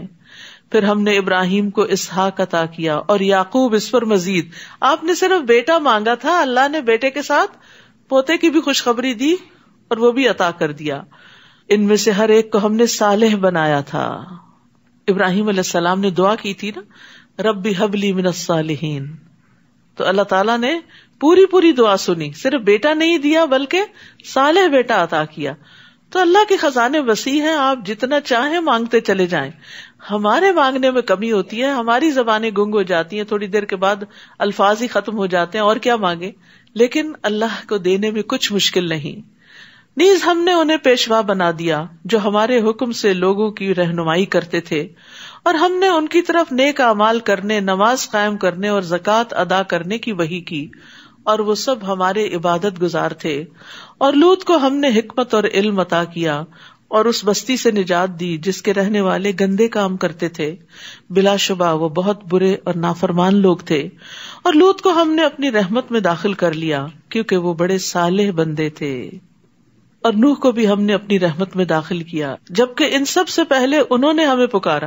اب دیکھیے، پہلے موسیٰ علیہ السلام کا ذکر، اس کے بعد بیکورڈز ابراہیم علیہ السلام، پھر ابراہیم علیہ السلام کے پیچھے نوح علیہ السلام کا ذکر ہے۔ جبکہ ان سب سے پہلے انہوں نے ہمیں پکارا تو ہم نے ان کی دعا قبول کر لی اور انہیں اور ان کے گھر والوں کو شدید بے چینی سے نجات دی۔ فنجیناہ واہلہ من الکرب العظیم، اور ان لوگوں کے خلاف ان کی مدد کی جنہوں نے ہماری آیات کو جھٹلایا تھا، وہ لوگ بھی بہت برے تھے، لہٰذا ہم نے ان سب کو غرق کر دیا۔ اور داؤد اور سلیمان کو بھی یہی نعمت دی تھی جب وہ ایک کھیتی کے بارے میں فیصلہ کر رہے تھے جسے کچھ لوگوں کی بکریاں اجاڑ گئی تھیں، اور جب وہ فیصلہ کر رہے تھے تو ہم انہیں دیکھ رہے تھے۔ اس وقت ہم نے سلیمان کو صحیح فیصلہ سمجھا دیا، حالانکہ وہ بیٹے تھے، چھوٹے تھے، جبکہ ہم نے قوت فیصلہ اور علم دونوں کو عطا کیا تھا۔ اور داؤد کے ساتھ ہم نے پہاڑوں اور پرندوں کو مسخر کر دیا کہ وہ ان کے ہمراہ تسبیح کیا کریں، اور یہ تسخیر ہم ہی کرنے والے تھے۔ اصل میں ہوا یہ کہ دو لوگوں کے درمیان ایک جھگڑا ہو گیا، ایک شخص بکریاں چراتا تھا اور دوسرا فارمر تھا، کھیت اگاتا تھا، تو بکریوں نے اس کا کھیت تباہ کر دیا۔ مقدمہ داؤد علیہ السلام کے پاس آیا جو وقت کے بادشاہ بھی تھے اور نبی بھی تھے اور ان کے درمیان فیصلے بھی کرتے تھے۔ آپ نے فیصلہ دیا کہ بکریاں کھیت کے مالک کو دے دی جائیں اور اس طرح اس کا نقصان پورا ہو جائے گا۔ سلیمان علیہ السلام نے اختلاف کیا، انہوں نے کہا نہیں، صرف اس وقت تک بکریاں کھیت کے مالک کے پاس رہیں جب تک کہ بکریوں والا اس کھیت کو دوبارہ تیار نہ کر دے، تو اس طرح دونوں پر ظلم نہیں ہوگا۔ اس وقت تک اگر وہ کھیت سے فائدہ نہیں اٹھا پا رہا کھیت کا مالک، تو بکریوں سے فائدہ اٹھا لے گا، اور بکریوں والا جو ہے وہ کھیت تیار کر کے اپنی بکریاں واپس لے لے گا۔ تو یہ ہے کہ بعض اوقات بچے یا جوان یا ہم سے عمر میں چھوٹے یا تجربے میں چھوٹے زیادہ بہتر بات بھی کر سکتے. اس لیے ہمیشہ دوسرے کی بات کو غور سے سننا چاہیے اور انصاف کے ساتھ فیصلہ کرنا چاہیے جس میں سب کا بھلا ہو. اس میں بڑے چھوٹے کی بات نہیں.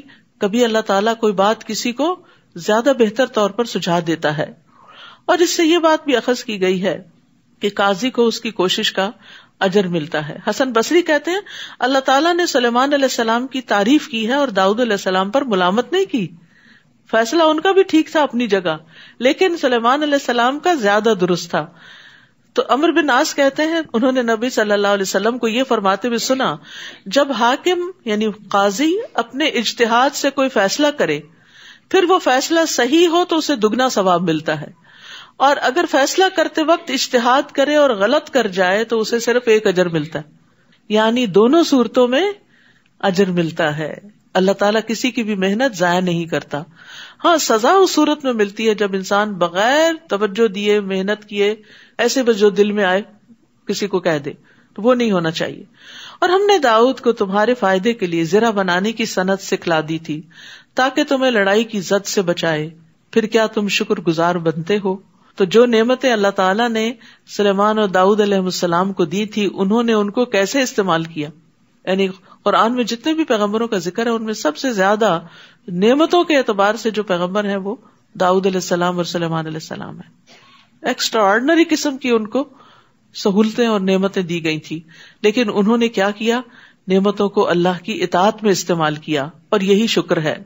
نیز ہم نے سلیمان کے لیے تیز و تند ہوا کو مسخر کر دیا تھا. آج آپ دیکھیں ٹورنیڈوز جو آتے ہیں کس قدر تباہی مچاتے ہیں, کوئی قوت ان کو روک نہیں سکتی. یہ ہوائیں ان کے لیے مسخر تھیں, اور جو اس کے حکم سے اس سرزمین کی طرف چلتی تھی جس میں ہم نے برکت رکھی ہے, فلسطین, اور ہم ہر چیز کو خوب جانتے ہیں. شیطانوں کو بھی اس کے تابع بنا دیا تھا جو اس کے لیے سمندر میں موتی اور جواہرات نکالنے کے لیے غوطہ لگاتے, سمندر سے چیزیں نکال کے لاتے تھے جنات, اور اس کے علاوہ اور بھی کئی کام کرتے تھے, اور ہم ہی ان سب کے محافظ تھے. یعنی جن اصل میں ہمارے کنٹرول میں تھے. اور یہی نعمت ہم نے ایوب کو بھی دی تھی جب انہوں نے اپنے رب کو پکارا, مجھے بیماری لگ گئی ہے اور تو سب رحم کرنے والوں سے بڑھ کر رحم کرنے والا ہے. ہر بیمار کو یہ دعا پڑھنی چاہیے, انی مسنی الضر وانت ارحم الراحمین فاستجبنا لہ. چنانچہ ہم نے اس کی دعا قبول کر لی اور جو بیماری انہیں لگی تھی اسے دور کر دیا. 18 سال ایوب علیہ السلام بیمار ہے. اب دیکھیے, ایک طرف داؤد اور سلیمان علیہ السلام ہے جنہیں نعمتوں سے آزمایا جا رہا ہے, اور دوسری طرف ایوب علیہ السلام ہے جو اتنی شدید بیماری سے آزمائے جا رہے ہیں. تو یہ اللہ کا فیصلہ ہوتا ہے, اور اللہ تعالیٰ ہر ایک کی کیپیسٹی دیکھتا ہے کہ کس کو کس طریقے سے آزمایا جائے. اور انہیں ہم نے صرف اس کے اہل و عیال ہی نہ دیے, یعنی صبر کا نتیجہ یا بدلہ کتنا میٹھا تھا پھر, بلکہ ان کے ساتھ اتنے ہی اور بھی دیے, اور یہ ہماری طرف سے خاص رحمت تھی, اور اس میں بھی عبادت گزاروں کے لیے ایک سبق تھا. یعنی ایوب علیہ السلام کی آزمائش میں ایک بہت بڑا سبق ہے, تاکہ کوئی بھی آزمائش میں جب مبتلا ہو نیک سے نیک انسان تو وہ یہ نہ سمجھے کہ شاید میں نے کوئی گناہ کیا ہے, یا ہمیں کسی اور کے بارے میں بھی ججمنٹل نہیں ہونا چاہیے. بعض اوقات ہم دیکھتے ہیں نا کہ کوئی بہت دیندار انسان ہوتا ہے لیکن اللہ تعالیٰ اس کے اوپر کوئی امتحان ڈال دیتا ہے, کسی بھی قسم کا ہو سکتا ہے. تو پہلا خیال شیطان کیا ڈالتا ہے دل میں, کچھ کیا ہوگا نا کہ پکڑ آ گئی, پتہ نہیں کیا کیا تھا چھپ کے جو پکڑ آئی, کچھ نہیں کہہ سکتے. عبادت گزاروں کے لیے سبق ہے اس میں کہ عبادت کے باوجود بھی امتحان آ سکتا ہے, بیماری آ سکتی ہے, مصیبت آ سکتی ہے, اولاد میں کوئی تکلیف اور پریشانی آ سکتی ہے. تو وہ ایوب علیہ السلام کے صبر کرنے سے تسلی پکڑیں جو اللہ نے ان کی تقدیر میں لکھی ہوئی تھی, اور پھر وہ ویسا ہی کیا جیسا اللہ نے چاہا. اور پھر عبادت گزاروں پر جب کوئی تکلیف آئے تو وہ سوچے کہ ایوب علیہ السلام تو انتہائی عبادت گزار اللہ کے نبی تھے, اگر ان پہ تکلیف آ گئی تو ہم پہ بھی آ سکتی ہے. یہ اللہ تعالیٰ کی ضروری نہیں کہ ناراضگی ہو. اور ایک اور روایت میں آتا ہے, اللہ جس کے ساتھ بھلائی کا ارادہ کرتا ہے اس کو مصیبت میں مبتلا کر دیتا ہے. تو چھوٹی مصیبت بڑی مصیبت اللہ کی طرف راغب ہونے کا ذریعہ بنتی ہے, گناہوں کی معافی کا ذریعہ بنتی ہے, صاف پاک ہونے کا ذریعہ بنتی ہے. تو اس لیے تکلیف کو اپنے حق میں کوئی بھی برا نہ سمجھے, اس پہ واویلا نہ کرے, اللہ سے ناراض نہ ہو. اس کو اللہ کی ناراضگی کا ذریعہ ہی نہ سمجھے بلکہ پاک ہونے کا ذریعہ سمجھے، اور یہ اللہ کی محبت کی علامت بھی ہوتی ہے۔ رسول اللہ صلی اللہ علیہ وسلم نے فرمایا، بے شک اللہ عز و جل جب کسی قوم سے محبت کرتا ہے تو انہیں آزمائش میں مبتلا کر دیتا ہے، پھر جو شخص صبر کرتا ہے اسے صبر ملتا ہے، اور جو جزا فضا کرتا ہے اس کے لیے جزا فضا ہے۔ اور اسماعیل اور ادریس اور ذوالکفل کو بھی ہم نے نعمت عطا کی، اور یہ سب بڑے صابر لوگ تھے، اور ان سب کو ہم نے اپنی رحمت میں داخل کیا، بلا شبہ یہ صالح بندے تھے۔ یعنی ایوب علیہ السلام کے بعد اسماعیل، ادریس اور ذوالکفل علیہم السلام کی بھی خاص خوبی کیا بتائی گئی؟ کون سی نعمت ان کو دی تھی؟ صبر کی نعمت۔ ان سب کو ہم نے اپنی رحمت میں داخل کیا، بلا شبہ یہ صالح بندے تھے۔ اور ذنون، مچھلی والے یونس کو بھی ہم نے اپنی رحمت میں داخل کیا۔ جب وہ غصے سے بھرے ہوئے بستی چھوڑ کر چلے گئے، انہیں یہ گمان تھا کہ ہم ان پر گرفت نہ کر سکیں گے، پھر انہوں نے اندھیروں میں پکارا، اللہ اکبر، مچھلی کے پیٹ کا اندھیرا، سمندر کی تہہ میں جا کے بیٹھ گئی، وہاں کا اندھیرا، رات کا اندھیرا، بادلوں کا اندھیرا، اندھیرے پر اندھیرا، تو انہوں نے وہاں اپنے رب کو پکارا، اتنی مشکل جگہ پر کیا پکارا، لا الہ الا انت سبحانک انی کنت من الظالمین، تیرے سوا کوئی الہ نہیں، آپ پاک ہیں، میں ہی قصوروار تھا۔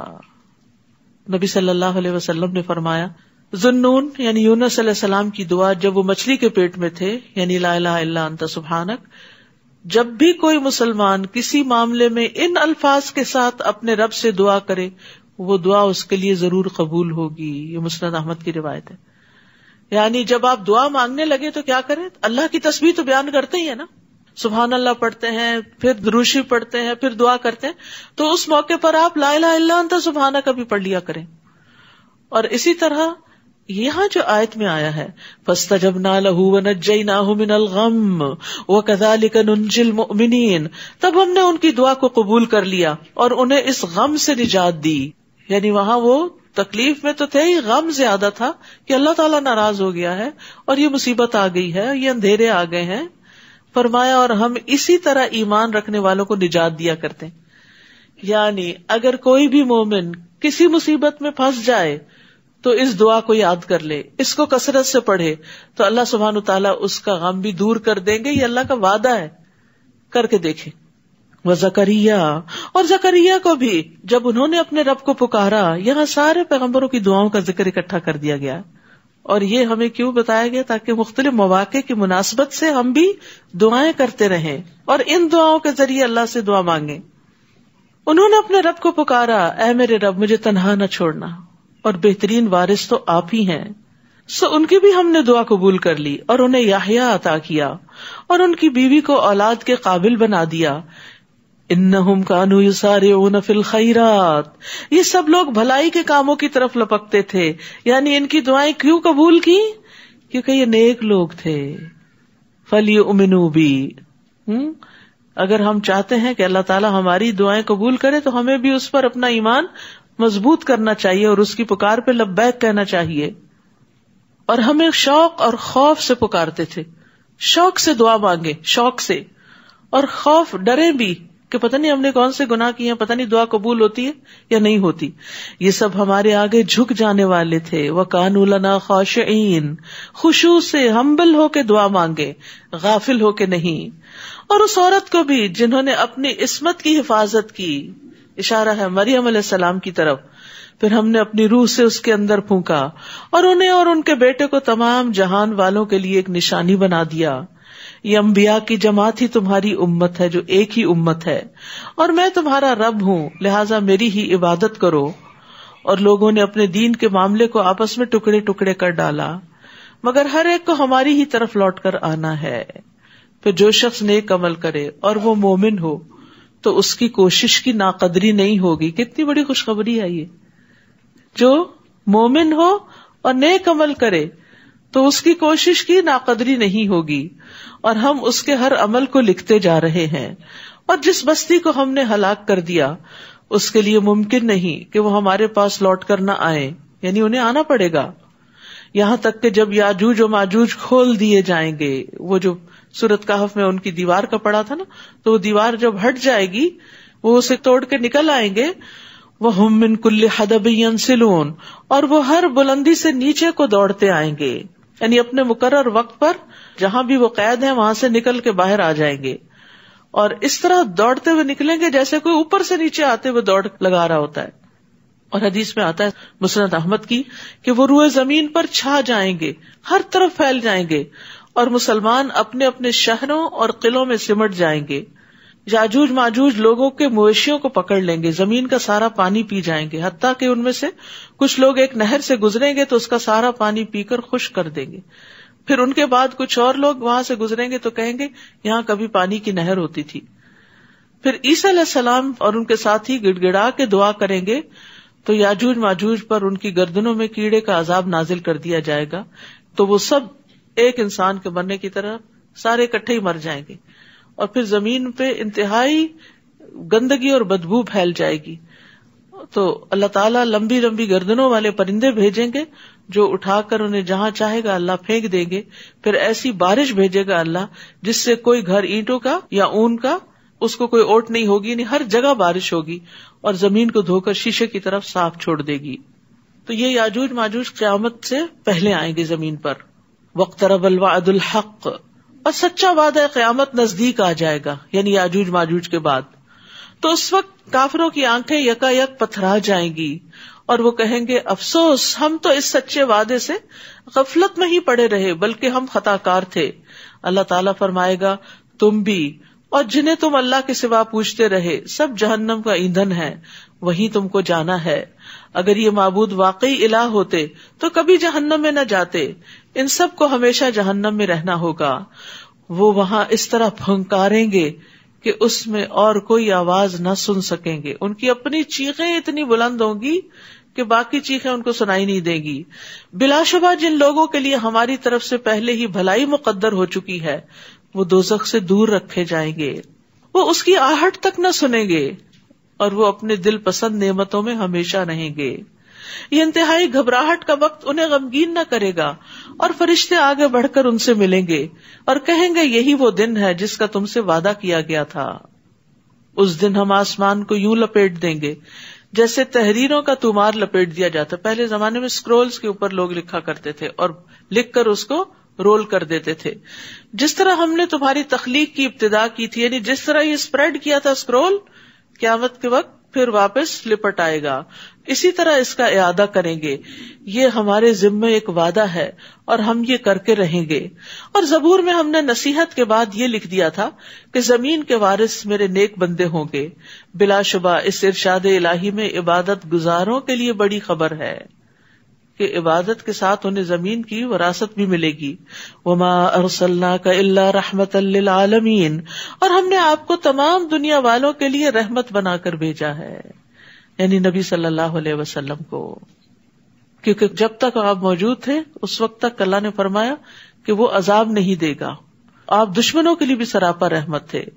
آپ سے کہا گیا اللہ کے رسول صلی اللہ علیہ وسلم مشرکین کے لیے بد دعا کیجیے، تو آپ نے فرمایا مجھے لعنت کرنے والا بنا کے نہیں بھیجا گیا بلکہ مجھے تو رحمت بنا کر بھیجا گیا ہے.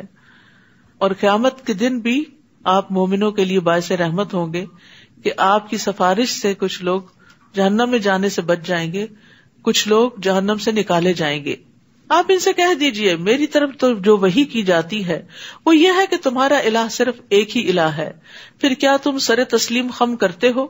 پھر اگر وہ منہ موڑ لیں تو ان سے کہیے کہ میں نے تو تم سب کو علل اعلان خبردار کر دیا ہے، اور میں نہیں جانتا کہ جو وعدہ تم سے کیا جاتا ہے وہ نزدیک ہے یا دور.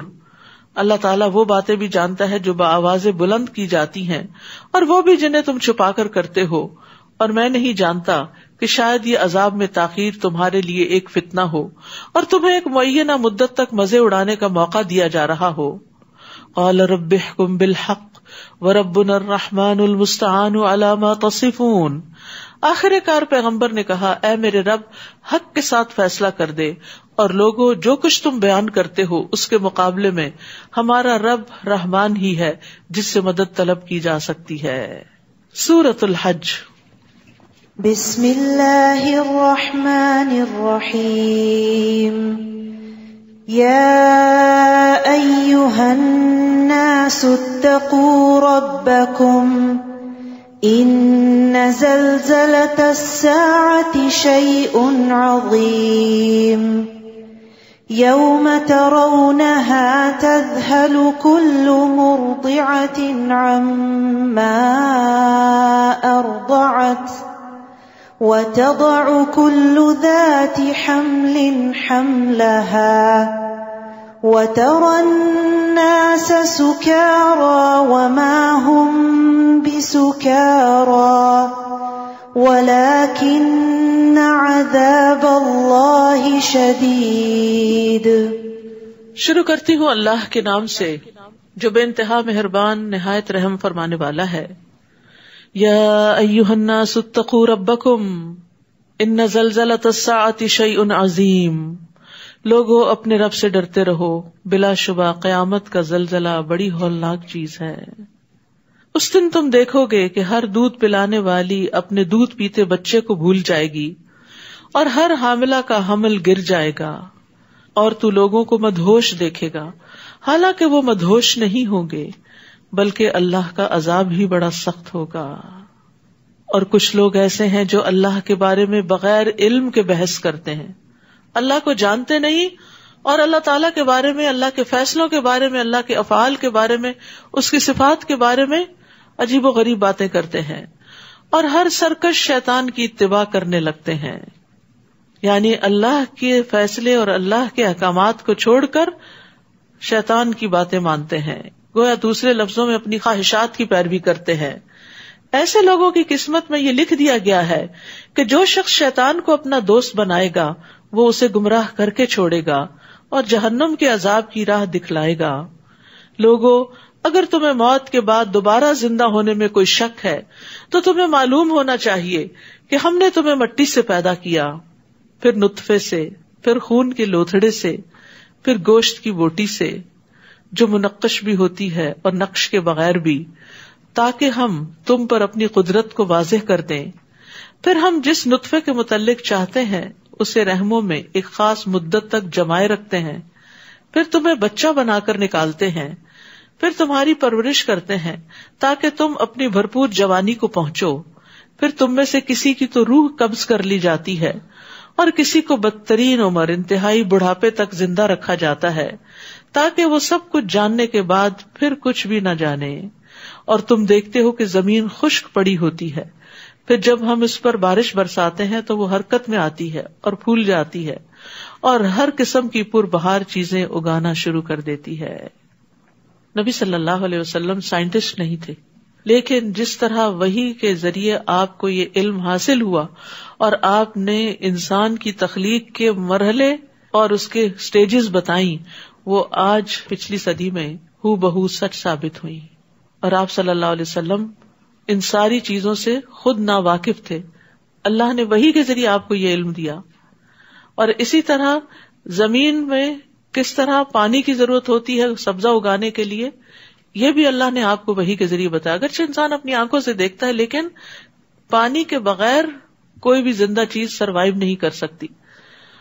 تو یہ سب کچھ نبی صلی اللہ علیہ وسلم کے سچا رسول ہونے کی نشانی ہے. ونس آپ کی رسالت اسٹیبلش ہو جاتی ہے، قرآن سچی کتاب ثابت ہو جاتا ہے، تو اس کے بعد اگلا مرحلہ یہ ہوتا ہے کہ پھر انسان جو کچھ اس کتاب میں آیا اس سب کو سچا مانے اور اس کے مطابق اپنی زندگی کو تبدیل کر لے. یہ سب کچھ اس لیے ہوتا ہے کہ اللہ ہی حق ہے، وہی مردوں کو زندہ کرتا ہے اور وہی ہر چیز پر قادر ہے، اور قیامت یقیناً آنے والی ہے، اس میں کوئی شک و شبہ نہیں. اور اللہ تعالیٰ ضرور ان لوگوں کو زندہ کر کے اٹھائے گا جو قبروں میں پڑے ہیں، چاہے کتنی ہی لیئرز کے نیچے ہیں، سب اٹھیں گے. اور کچھ لوگ ایسے ہیں جو بغیر علم، ہدایت اور روشنی بخشنے والی کتاب کے اللہ کے بارے میں بحث کرتے ہیں. اللہ سبحانہ و تعالیٰ کا تعارف قرآن کے ذریعے حاصل ہوتا ہے. نبی صلی اللہ علیہ وسلم کے ذریعے ہمیں پتہ چلتا ہے کہ ہمارا رب کون ہے، اور وہ ہمیں پتہ کرنا چاہیے.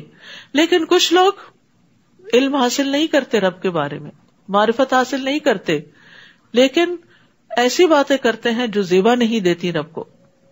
اور پھر خاص طور پر اللہ تعالیٰ کی توحید کے بارے میں شک کرتے ہیں یا پھر قیامت کے آنے کے بارے میں شک کرتے ہیں، اور از راہ تکبر حق سے اپنا پہلو موڑ لیتے ہیں تاکہ دوسروں کو بھی اللہ کے راہ سے بہکا دیں. جب ایک شخص دین چھوڑ کے نکلتا ہے، مرتد ہوتا ہے، تو پھر لائن لگ جاتی ہے. ایسے شخص کے لیے دنیا میں رسوائی ہے، یعنی جو گمراہی کا لیڈر ہو، اور قیامت کے دن ہم اس کو جلا دینے والے عذاب کا مزہ چکھائیں گے. بعض اوقات ہمارے بچے چل پڑتے ہیں نا آزادی کے نام پر، پھر اللہ تعالیٰ نے یہ کیوں کیا، یہ کیوں بنایا، ایسا کیوں کیا. سوال ہر ایک کے ذہن میں آتا ہے. یہ سوال بھی ادب سے کرنے چاہیے. جب آپ کا بچہ ایسے سوال کرنے لگے تو جواب دینے سے پہلے ادب سکھائیں اور یہ پوچھیں کہ اللہ تعالیٰ بڑا ہے یا تمہاری عقل بڑی ہے؟ کون بہتر سوچ سکتا ہے؟ وہی جس نے یہ سب کچھ بنایا ہے، جس کی طے تو کیا سرفس تک بھی نہیں ہم پہنچے، اور ہم اللہ کی ذات کو چیلنج کرتے یا اس کی بات صفات کو ہی نہ مانے، یا اس کی صفات یعنی وہ خالق ہے تو یہ کیوں بنا دیا اور وہ کیوں بنا دیا. اس کے بنانے میں جو حکمت ہے وہ اس کو پتا ہے. ہم معلوم کریں، اگر ہو جائے تو بہت اچھا، اگر نہیں معلوم ہو تو ایمان بالغیب اسی کا نام ہے کہ جو حقیقتیں ہم نے دیکھی نہیں ان کو بھی مان لیں، کیونکہ اللہ تعالیٰ بتا رہا ہے کہ وہ حقیقت ہے، جیسے آخرت. اور کہیں گے یہ تیرے اپنے ہی اعمال کا بدلہ ہے جو تو نے آگے بھیجے تھے، ورنہ اللہ اپنے بندوں پر کبھی ظلم نہیں کرتا. اور لوگوں میں کوئی ایسا بھی ہے جو کنارے پر کھڑا ہو کر اللہ کی عبادت کرتا ہے، اگر اسے کچھ فائدہ ہو تو اسلام سے مطمئن ہو جاتا ہے. یعنی ایسے ہی شکوک و شبہات کرنے والے بظاہر مسلمانوں کے گھروں میں پیدا ہونے والے، اگر وہ امتحان میں پاس ہو جائیں، جاب اچھی مل جائے تو پھر اللہ تعالیٰ بہت اچھے، اور اگر کوئی مصیبت پڑ جائے تو الٹا پھر جاتا ہے. ایسے شخص نے دنیا کا بھی نقصان اٹھایا اور آخرت کا بھی، یہ ہے سری خسارہ. تو اللہ تعالیٰ کو صرف اچھے حال میں ہی یاد نہیں کرنا چاہیے، تکلیف کے وقت بھی اللہ ہی کی طرف رجوع کرنا چاہیے اور اللہ سے راضی رہنا چاہیے. یاد رکھیے ایمان کا امتحان ہوتا رہے گا، اور کمزور ایمان آزمائش کے وقت قائم نہیں رہتا، کیونکہ انسان کو اللہ تعالیٰ مختلف طریقوں سے آزما کے دیکھتا ہے کہ یہ سچا مومن ہے یا نہیں. وہ اللہ کے سوا اسے پکارتا ہے جو نہ اسے تکلیف پہنچا سکتا ہے اور نہ فائدہ دے سکتا ہے. یہ ہے گمراہی کی انتہا. وہ اس کو پکارتا ہے جس کا نقصان اس کے نفع سے زیادہ قریب تر ہے. بہت برا ہے اس کا مددگار اور بہت برا ہے اس کا رفیق. جو لوگ ایمان لائے اور نیک عمل کیے، یقیناً اللہ انہیں ایسے باغات میں داخل کرے گا جن میں نہریں بہ رہی ہیں. بلا شبہ اللہ جو چاہے وہی کرتا ہے. اور جو شخص یہ خیال کرتا ہو کہ اللہ تعالیٰ دنیا اور آخرت میں اس کی مدد نہیں کرے گا، اس لیے وہ دوسروں کی طرف رجوع کر لے، کسی اور کی طرف چلا جائے مدد لینے، اسے چاہیے کہ آسمان تک ایک رسی لٹکائے، پھر اسے کاٹ ڈالے اور دیکھے کہ کیا اس کی یہ تدبیر اس چیز کو دفع کر سکتی ہے جو اسے غصہ دلاتی ہے. یعنی وہ کتنی کوشش کرے تقدیر کے فیصلے کو نہیں بدل سکتا. یہ نہیں کہ اللہ نے دعا نہیں سنی تو غیر اللہ کے پاس کوئی زیادہ بڑی طاقت ہے تو وہ جو اللہ تعالیٰ نہیں کام کرے وہ کر کے دے دیں گے، ایسا نہیں ہے. اسی طرح کی واضح آیات سے ہم نے قرآن کو نازل کیا، اور اللہ یقیناً ہدایت اسے ہی دیتا ہے جسے وہ چاہتا ہے. جو لوگ ایمان لائے اور جو یہودی ہوئے اور صابی اور عیسائی اور آتش پرست اور جو مشرک ہیں، اللہ تعالیٰ ان سب کے درمیان قیامت کے دن فیصلہ کر دے گا، کیونکہ اللہ تعالیٰ ہر چیز پر گواہ ہے. الم تر ان اللہ یسجد لہ من فی السماوات ومن فی الارض، کیا تم دیکھتے نہیں کہ جو کچھ آسمانوں میں ہے اور جو کچھ زمین میں ہے، اور سورج، چاند، ستارے، پہاڑ، درخت، چوپائے اور لوگوں کی ایک کثیر تعداد اللہ کے حضور سر بسجود ہے، سجدہ کرتے ہیں. اور بہت سے لوگ ایسے بھی ہیں جو عذاب کے مستحق ہو چکے ہیں، یعنی وہ سجدہ نہیں کرتے. اور جسے اللہ ذلیل و خوار کرے اسے کوئی عزت دینے والا نہیں، اور اللہ وہی کرتا ہے جو وہ چاہتا ہے. یہاں پر سورج، چاند اور ستاروں وغیرہ کا ذکر بطور خاص کیا گیا کہ وہ اللہ کی تسبیح کر رہے ہیں، جس سے کیا بتانا مقصود ہے کہ وہ معبود نہیں ہے جن کو تم پوجتے ہو. کیونکہ ستارہ پرست قومیں بھی ہیں، سورج کی پوجا کرنے والی بھی، چاند کی بھی. تو یہاں پر یہ بتا دیا گیا کہ اللہ نے ان کو پیدا کیا، اس نے انہیں تمہارے لیے مسخر کیا، وہ تو خود اپنے خالق کے حضور سجدہ ریز ہیں، تسبیح کرتے ہیں، اس لیے تم ان کے آگے سجدہ مت کرو. لا تسجدوا للشمس ولا للقمر. اور آپ دیکھیے کہ یہاں پر سجدے کا ذکر کیا گیا، تسبیح کا ذکر کیا گیا کہ یہ سارے جھکے ہوئے اللہ کے آگے. یاد رکھیے اللہ تعالیٰ کے نزدیک سب سے پسندیدہ عمل ہے سجدہ. رسول اللہ صلی اللہ علیہ وسلم کے آزاد کردہ غلام صوبان سے کسی نے پوچھا کہ آپ مجھے ایسے عمل کے بارے میں بتائیں کہ جس کے کرنے سے اللہ مجھے جنت میں داخل کر دے. تو وہ کہتے ہیں میں نے پھر پوچھا. جب تیسری بار پوچھا تو انہوں نے کہا میں نے رسول اللہ صلی اللہ علیہ وسلم سے اس بارے میں سوال کیا تھا تو آپ نے فرمایا تم پر اللہ کے لیے سجدوں کی کثرت لازم ہے. تم جب بھی کوئی سجدہ کرتے ہو تو اللہ تعالیٰ اس سجدے کے سبب سے تمہارا ایک درجہ بڑھا دیتے ہیں اور اس کے ذریعے تمہاری ایک خطا مٹا دیتے ہیں. ایک روایت میں آتا ہے کہ 2 لوگ ایک دن مسلمان ہوئے، ایک شخص شہید ہو گیا یعنی دنیا سے رخصت ہو گیا، دوسرا 1 سال کے بعد طبعی موت مرا. تو حضرت اللہ نے خواب میں دیکھا کہ جو بعد میں فوت ہوا ہے نارمل ڈیتھ میں، وہ جنت میں پہلے داخل ہو رہا ہے، شہید پیچھے ہے. تو وہ بڑے پریشان ہوئے کہ ہم نے تو شہید کا درجہ زیادہ بڑا سمجھا ہوا ہے. تو وہ نبی صلی اللہ علیہ وسلم کے پاس آئے تو آپ نے فرمایا کہ تمہیں اس بات سے تعجب ہے، کیا تم نہیں جانتے کہ اس نے اس 1 سال میں کتنے سجدے کیے، کتنی نمازیں پڑھی، کتنے روزے رکھے، کتنی اور نیکیاں کی. تو زندگی کا ہر دن بڑا قیمتی ہے. حرص رکھیں کہ اللہ لمبی عمر نیکیوں سے بھرپور دے، کیونکہ جتنے زیادہ دن آپ نیکی کریں گے اتنا ہی زیادہ فائدہ ہوگا. اچھا بعض لوگ کہتے ہیں بڑھاپے میں کر لیں گے، کیا پتا بڑھاپا آئے یا نہ آئے. اور بڑھاپے کی عبادت تو ویسے انسان کو خود بھی نہیں پتا ہوتی کہ کیا کر رہا ہے.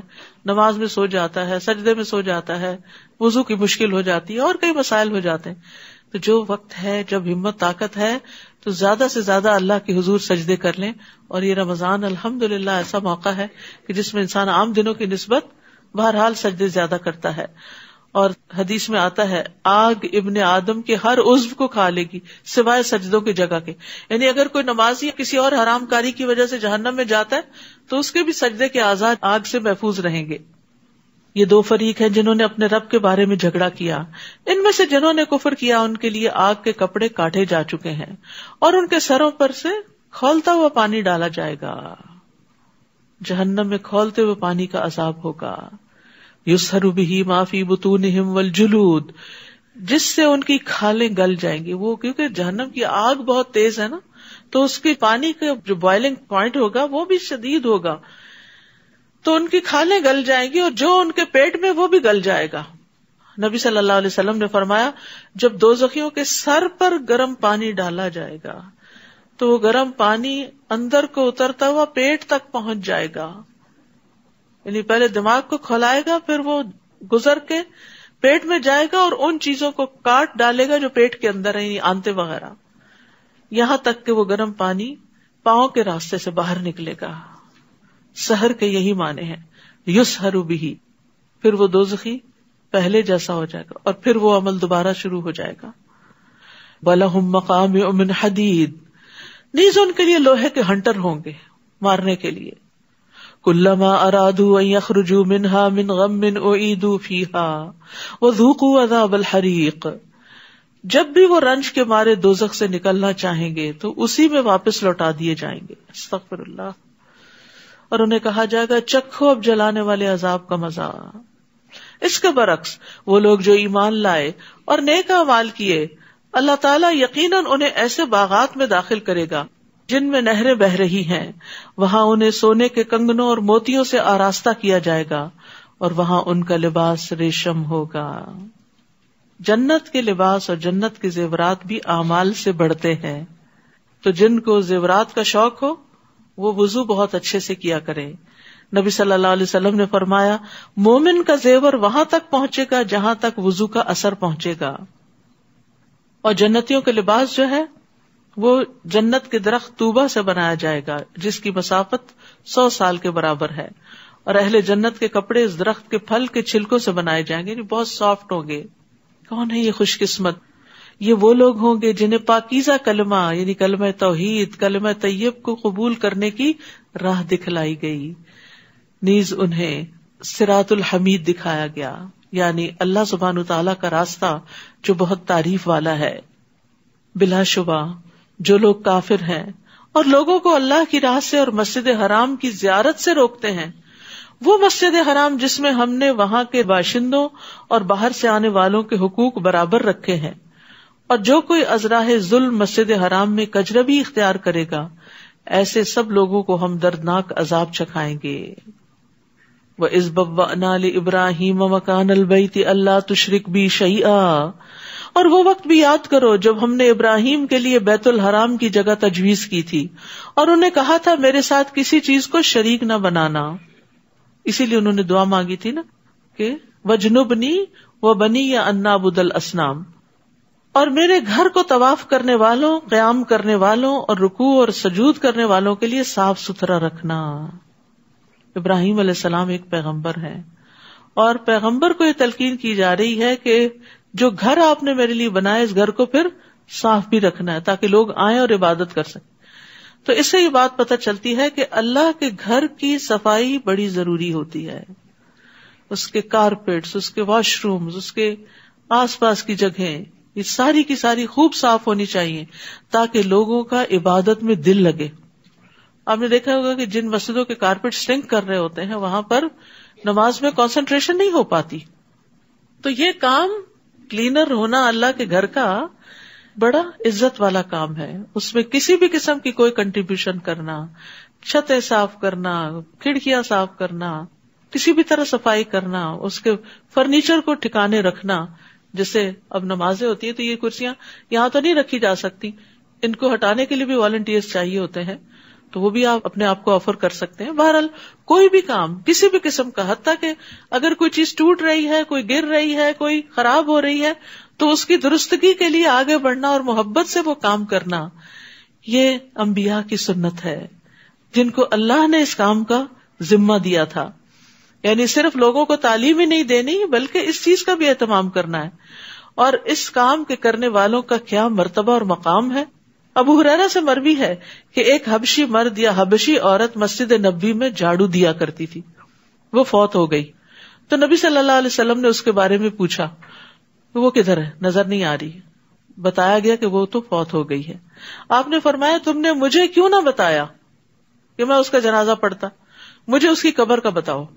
پھر آپ صلی اللہ علیہ وسلم اس کی قبر پہ تشریف لے گئے اور اس پر نماز پڑھی، یعنی اس کا جنازہ دوبارہ وہاں پڑھایا۔ تو کسی اور کے بارے میں کبھی آپ نے ایسا سنا کہ اس کو اتنی عزت بخشی؟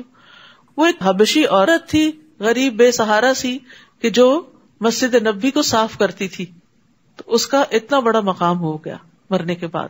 اللہ تعالیٰ کسی کا دنیاوی سٹیٹس نہیں دیکھتا کہ کسی کے پاس دنیا میں کون سا عہدہ اور رتبہ اور لباس اور اس کا مال کتنا ہے یا اس کی ناموری کتنی ہے، وہ یہ دیکھتا ہے کہ وہ کرتا کیا ہے، چاہے وہ صفائی کا کام ہی کیوں نہ کرتا۔ یہ تو ہم نے تقسیم کر رکھی ہے نا کہ شاید صفائی کرنا بہت اچھا کام نہیں، اس کے برعکس جو صفائی نہ کریں ان کی مذمت بھی کی گئی ہے۔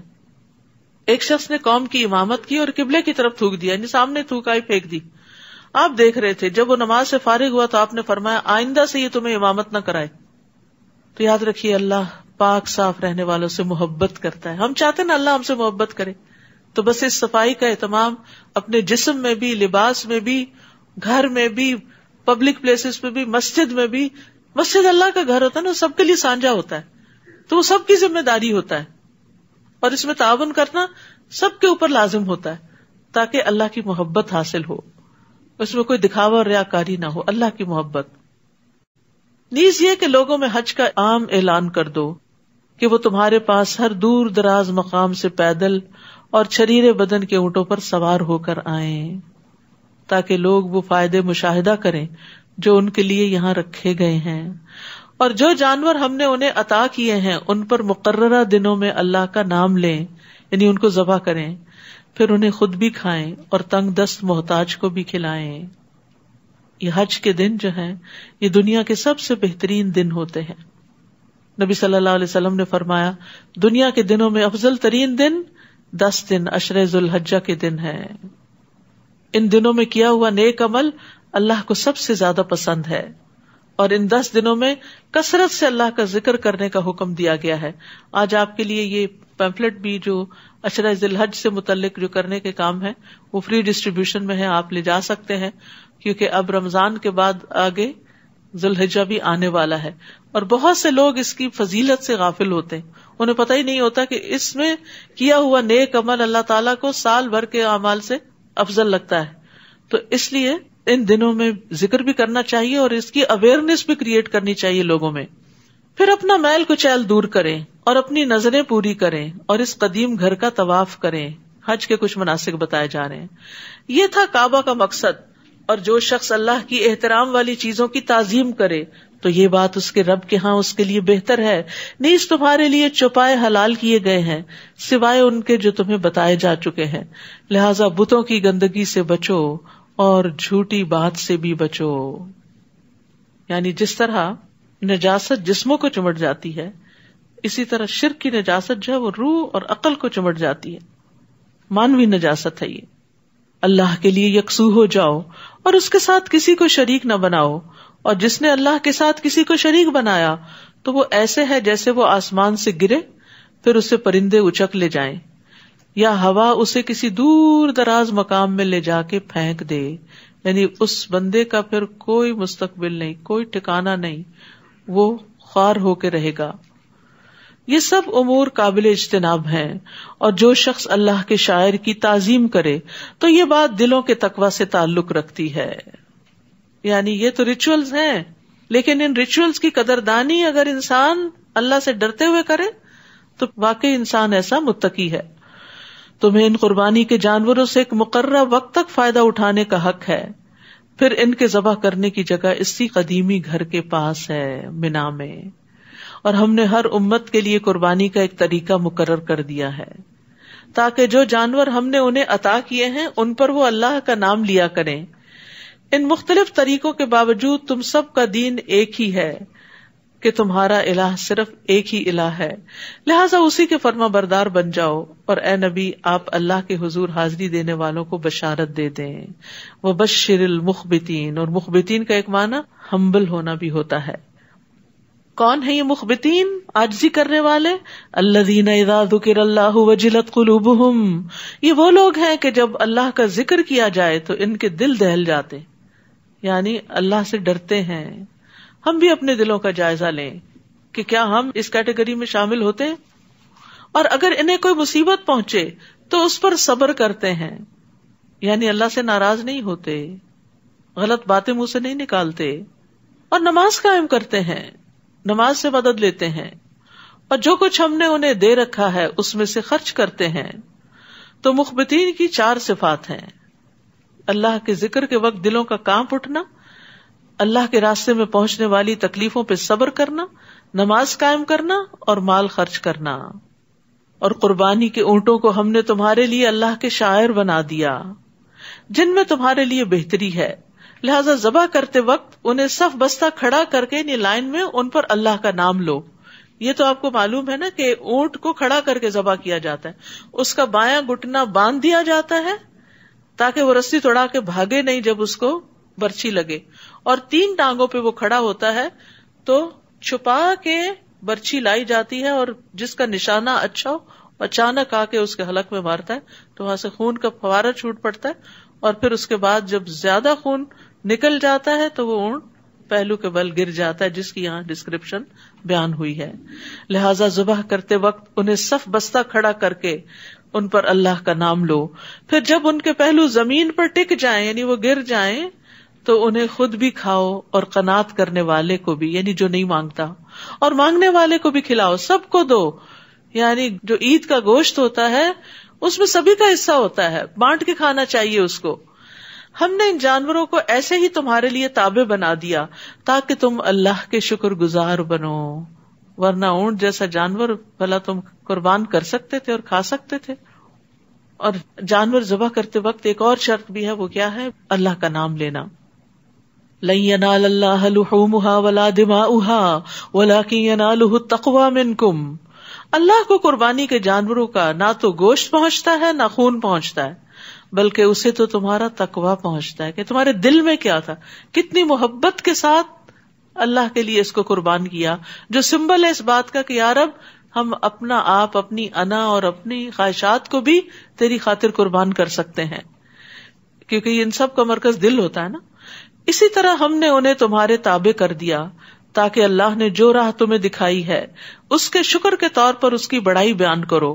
اور اے نبی صلی اللہ علیہ وسلم آپ نیکوکار لوگوں کو بشارت دے دیجئے. وبشر المحسنین ان اللہ یدافع عن الذین آمنوا ان اللہ لا يحب كل خوان کفور. جو لوگ ایمان لائے ہیں بلا شبہ اللہ تعالیٰ ان کی طرف سے دشمنوں کی مدافعت کرتا ہے. یقیناً اللہ کسی خائن اور ناشکرے کو پسند نہیں کرتا. جن لوگوں سے لڑائی کی جاتی رہی ہے انہیں اب لڑائی کی اجازت دی جاتی ہے. یعنی مسلمانوں کو مکہ میں جواب دینے کی اجازت نہیں تھی، وہ ظلم میں پس بھی رہے تھے کیونکہ کمزور تھے، لیکن مدینہ آ کر پھر انہیں واپس جواب دینے کی اجازت مل گئی کیونکہ وہ مظلوم ہیں، اور اللہ یقیناً ان کی مدد پر قادر ہے.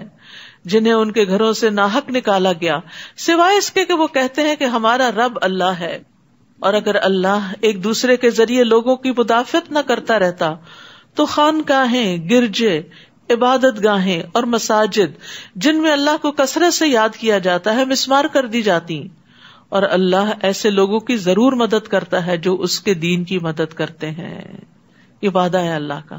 وَلَيَنْصُرَنَّ اللَّهُ مَن يَنْصُرُهُ. اللہ یقیناً بڑا طاقتور اور سب پر غالب ہے. اللہ کے دین کی مدد کرنے والے وہ لوگ ہیں کہ اگر ہم انہیں زمین میں اقتدار بخشیں تو وہ نماز قائم کریں، زکوٰۃ ادا کریں، بھلے کاموں کا حکم دیں اور برے کاموں سے روکیں، اور سب کاموں کا انجام تو اللہ کے ہاتھ میں ہے. اے نبی اگر یہ لوگ آپ کو جھٹلاتے ہیں تو ان سے پہلے نوح کی قوم اور قوم عاد اور سمود بھی جھٹلائے جا چکے ہیں، نیز ابراہیم اور لوط کی قوم بھی، اور مدین والوں نے بھی جھٹلایا تھا، اور موسیٰ کو بھی جھٹلایا گیا.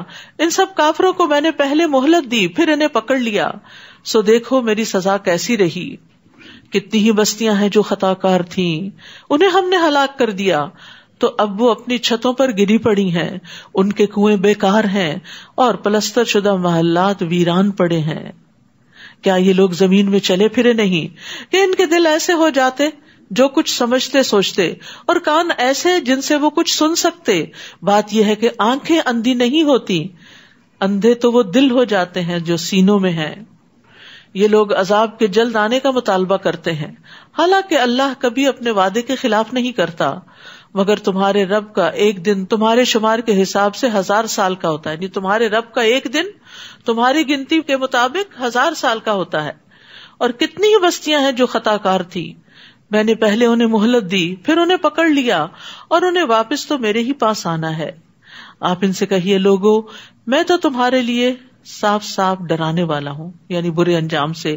سو جو لوگ ایمان لے آئے اور انہوں نے نیک عمل کیے ان کے لیے تو بخشش بھی ہے اور عزت کی روزی بھی. اور جو لوگ ہماری آیات کو نیچا دکھانے کی کوشش میں لگے ہوئے ہیں تو یہی لوگ اہل جہنم ہیں. ہم نے آپ سے پہلے جو بھی رسول یا نبی بھیجا تو جب بھی وہ کوئی آرزو کرتا تو شیطان اس کی آرزو میں وسوسے کی آمیزش کرتا. یعنی پیغمبر کی آرزو کیا ہو سکتی ہے کہ لوگ ایمان لائیں، دین خوب پھلے پہلے، دین کی تکمیل ہو، تو شیطان اس میں خلل ڈالتا، یہ نہیں ہونے کا.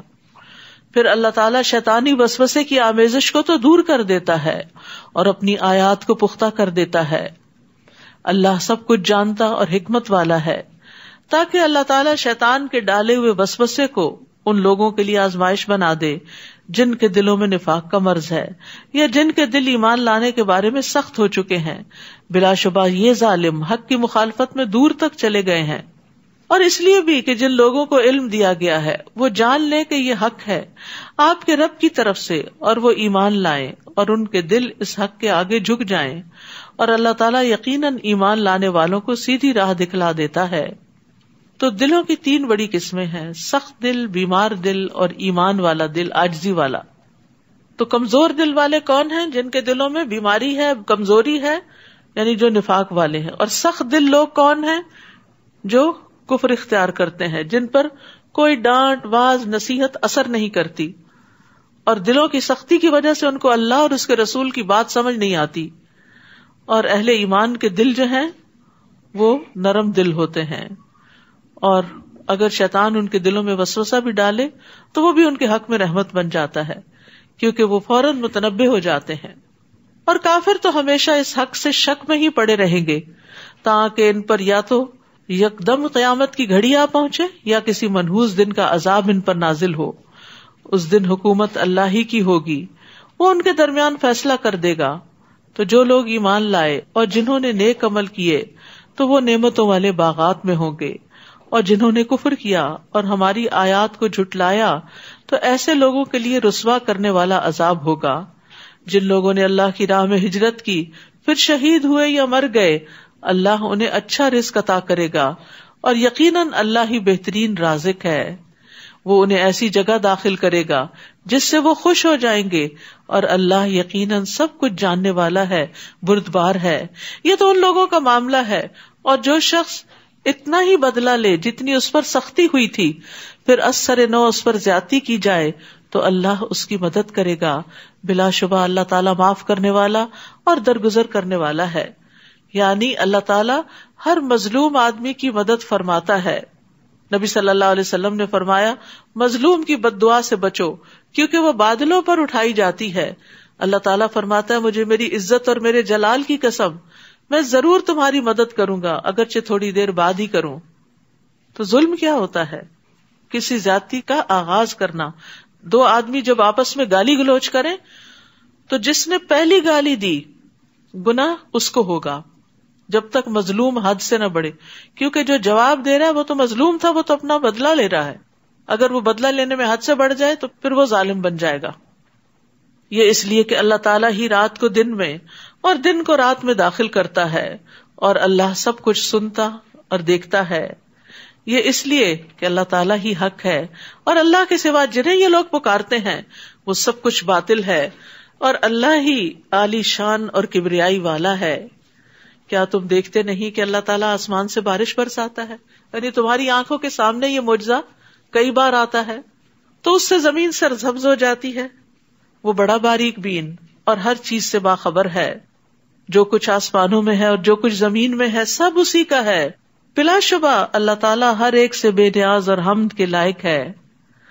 کیا تم دیکھتے نہیں کہ جو کچھ زمین میں ہے وہ اللہ نے تمہارے لیے تابع کر دیا ہے، اور کشتی کو بھی جو اس کے حکم سے سمندر میں چلتی ہے، اور وہ آسمان کو یوں تھامے ہوئے ہے کہ وہ اس کے اذن کے بغیر زمین پر گر نہیں سکتا. بلا شبہ اللہ بندوں پر ترس کھانے والا اور نہایت رحم والا ہے. آسمانوں کو پکڑنے کے لیے کوئی پلر اور ستون نہیں ہے، یہ اللہ کی طاقت سے رکا ہوا ہے، اللہ کی قدرت سے کنٹرول میں ہے. تو اس لیے انسان کو ڈرتے رہنا چاہیے اللہ کی نافرمانیوں سے. هو الذی احیاکم ثم یمیتکم ثم یحییکم ان الانسان لکفور. وہی تو ہے جس نے تمہیں زندگی دی، پھر تمہیں موت دیتا ہے، پھر تمہیں دوبارہ زندہ کرے گا. اور حقیقت یہ ہے کہ انسان بڑا ہی منکر حق ہے. لِكُلِّ أُمَّةٍ جَعَلْنَا مَنْسَكًا هُمْ نَاسِكُوهُ. ہم نے ہر امت کے لیے عبادت کا ایک طریقہ مقرر کیا ہے جس پر وہ چلتے ہیں، لہٰذا انہیں اس معاملے میں آپ سے جھگڑنا نہیں چاہیے. آپ اپنے رب کی طرف دعوت دیں، بلا شبہ آپ سیدھے رستے پر ہیں. وَإِن جَادَلُوكَ فَقُلِ اللَّهُ أَعْلَمُ بِمَا تَعْمَلُونَ. اور اگر وہ آپ سے جھگڑا کریں تو آپ ان سے کہیے کہ جو کچھ تم کر رہے ہو اللہ اس سے خوب جانتا ہے. ضد بازی کا کیا جواب ہونا چاہیے؟ یہاں ایک بڑا اچھا ادب بیان کیا گیا ہے جو اللہ تعالیٰ اپنے بندوں کو سکھاتا ہے کہ جب کوئی شخص ضد کرے، بحث کرے، جھگڑے میں الجھے تو اس کو جواب نہ دیا جائے، نہ مناظرہ کیا جائے، اور کیا کہا جائے جو اللہ تعالیٰ نے اپنے نبی کو سکھایا، فَقُلِ اللَّهُ أَعْلَمُ بِمَا تَعْمَلُونَ. جو کچھ تم کر رہے ہو نا یہ سب اللہ کو پتا ہے. اللہ سے ڈرو. اللہ یحکم بینکم یوم القیامۃ فیما کنتم فیہ تختلفون. اللہ ہی قیامت کے دن تمہارے درمیان ان باتوں کا فیصلہ کرے گا جن میں تم اختلاف کر رہے ہو. کیا تم نہیں جانتے کہ اللہ وہ سب کچھ جانتا ہے جو آسمانوں اور زمین میں ہے؟ بلا شبہ یہ سب کچھ ایک کتاب یعنی لوح محفوظ میں درج ہے، اور اللہ کے لیے یہ بات بہت آسان ہے. یہ لوگ اللہ کے علاوہ ان کی عبادت کرتے ہیں جن کے لیے نہ تو اللہ نے کوئی دلیل اتاری ہے اور نہ ہی خود انہیں کچھ علم ہے. ان ظالموں کا کوئی بھی مددگار نہ ہوگا. اور جب ان پر ہماری آیات پڑھی جاتی ہیں تو آپ ان کے چہروں پر ناگواری کے آثار دیکھتے ہیں. ایسا معلوم ہوتا ہے کہ ابھی وہ ان لوگوں پر جھپٹ پڑے جو انہیں ہماری آیات سناتے ہیں. آپ ان سے کہیے، میں آپ کو بتاؤں اس سے بدتر چیز کیا ہے؟ آگ جس کا اللہ نے کافروں سے وعدہ کر رکھا ہے اور وہ بہت برا ٹھکانہ ہے. یا ایھا الناس ضرب مثل فاستمعوا لہ. لوگوں تم سے ایک مثال بیان کی جاتی ہے، اسے ذرا غور سے سنو. اگر نیند آ رہی ہے تو اٹھ جائیں. جن لوگوں کو تم اللہ کے سوا پکارتے ہو اگر وہ سارے بھی اکٹھے ہو جائیں تو ایک مکھی بھی نہیں بنا سکتے، اور اگر مکھی ان سے کوئی چیز چھین لے جائے تو اسے چھڑا بھی نہیں سکتے، کیونکہ مکھی جو کچھ لیتی ہے فوراً اندر لے جاتی، اس کے منہ پہ نہیں لگا رہتا کہ آپ واپس پکڑیں. چاہنے والا بھی ناتوان، اور جس سے مدد طلب کی جا رہی ہے وہ بھی ایسا ہی ناتواں. یعنی جو لوگ غیر اللہ سے مدد مانگتے ہیں وہ انتہائی کمزور ہیں، اور بت اور جو معبود ہیں وہ بھی انتہائی کمزور ہیں. لہٰذا ان کی مدد کہاں سے ہوگی، کیونکہ ان کے پاس تو کوئی طاقت ہی نہیں. اتنے کمزور کہ سارے مل جائیں اور مل کے اگر اتنی سی چیز بنانا چاہیں تو نہیں بنا سکتے. تو جو ایک مکھی نہیں بنا سکتا وہ آپ کا بڑے سے بڑا مشکل کام کیسے کرے گا؟ سوچنے کی بات ہے نا. یعنی آپ کس کے پاس جاتے ہیں مشکل وقت میں؟ جس کو آپ اپنے سے زیادہ قابل سمجھتے ہیں، طاقتور سمجھتے ہیں. آپ سمجھتے ہیں کہ وہ آپ کی مدد کرے گا، آپ بے بس ہو چکے ہیں، اب وہ آپ کو سپورٹ دے گا. لیکن جن کے پاس لوگ جا رہے ہیں، چاہے وہ قبروں میں پڑے ہوئے لوگ ہیں یا بت ہیں یا اور مخلوقات ہیں جن کو وہ پوچھتے ہیں، جن کے آگے سجدے کرتے ہیں، جن سے وہ فریادیں کرتے ہیں کہ ہماری مشکل کو پہنچے. افسوس کے ساتھ کہنا پڑتا ہے خود مسلمانوں کے اندر ایسی ناسمجھی پائی جاتی ہے کہ بزرگان دین کو پکارنے لگتے ہیں، غوث اعظم کہتے ہیں، نعوذ باللہ، گنج بخش کہتے ہیں، اور اسی طرح اور نام بھی دیے ہوئے ہیں. تو یہ سب کمزور ہے. اللہ تعالیٰ کا یہ چیلنج آپ سنیں نا ذرا، کہ اگر وہ سب بھی اکٹھے ہو جائیں تو مکھی بھی نہیں بنا سکتے. تمہیں اولاد کہاں سے دیں گے؟ تمہارے رزق کا کہاں سے بندوبست کریں گے؟ تمہاری بیماریاں کہاں سے درست کریں گے؟ وہ تو کچھ بھی نہیں کر سکتے. ما قدر اللہ حق قدرہ ان اللہ لقوی عزیز. ان لوگوں نے اللہ کی قدر پہچانی ہی نہیں جیسا کہ پہچاننا چاہیے تھی. اللہ تعالیٰ تو بڑا طاقتور اور ہر چیز پر غالب ہے. یعنی جو سب کچھ دینے کو تیار ہے اور جو سب چیزوں کا مالک، اس کے پاس کیوں نہیں جاتے؟ صرف اس کو کیوں نہیں پکارتے؟ کتنی سمپل سی بات ہے کہ جس نے ہمیں پیدا کیا، جس نے سارے انسانوں کو پیدا کیا، جس نے آسمان بنائے، زمین بنائی، درخت اگائے، دریا چلائے، سمندر بنائے اور اس کے اندر مخلوقات رکھی، تم اس سے کچھ خیر کی توقع نہیں رکھتے کہ وہ تمہاری مدد کرے گا، تمہارے کام آئے گا؟ کتنی ناقدری کی بات ہے.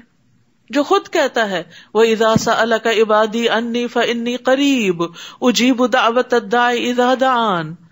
اور جب یہ آپ سے میرے بارے میں سوال کرتے ہیں تو انہیں بتا دو کہ میں بہت قریب ہوں اور پکارنے والے کی پکار کا جواب بھی دیتا ہوں. یہ الگ بات ہے کہ جو وہ مانگتا ہے وہ کبھی اسی وقت دیتا ہوں، کبھی بعد میں دیتا ہوں جس وقت اس کو زیادہ ضرورت ہوتی.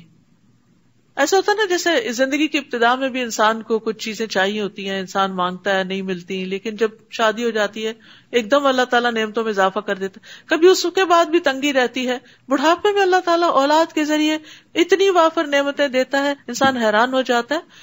تو انسان سوچتا کیوں نہیں کہ اپنی جوانی کے وقت کی مانگی ہوئی دعائیں تھیں، وہ آج بڑھاپے میں جبکہ مجھے ضرورت زیادہ ہے اس وقت اس کا پھل اللہ مجھے کھلا رہا ہے. چونکہ یہ سب چیزیں غیب کے پردے میں ہیں نا، تو اس لیے ہمیں اللہ کی باتوں پر یقین نہیں آتا اور ہر چیز کو فار گرانٹیڈ پر لیتے ہیں. یہ تو ہمارا حق تھا، یہ تو بچوں کو ہم نے قابل بنا. بھئی خود کیوں نہیں قابل بنے کہ تمہاری پچھلی زندگی بڑی اچھی ہوتی؟ تو یہ تو اللہ نے دیا. اگر اللہ نے آپ کو نہیں دیا اور آپ کے بچوں کو دیا تو اللہ نے دیا، تو اس کی قدر کرو، غیر اللہ کو نہ پکارو.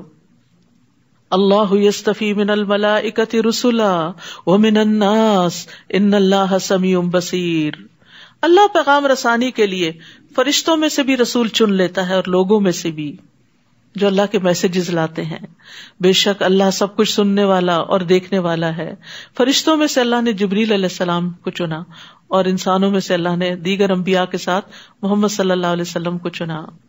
عبداللہ بن مسعود کہتے ہیں کہ بے شک اللہ نے بندوں کے دلوں پہ نظر فرمائی تو قلب محمد کو بندوں کے دلوں میں سب سے بہتر پایا صلی اللہ علیہ وسلم. تو اس لیے اللہ نے ان کو اپنے لیے منتخب کر لیا اور انہیں پیغمبری کا شرف عطا کر کے مبعوث فرمایا.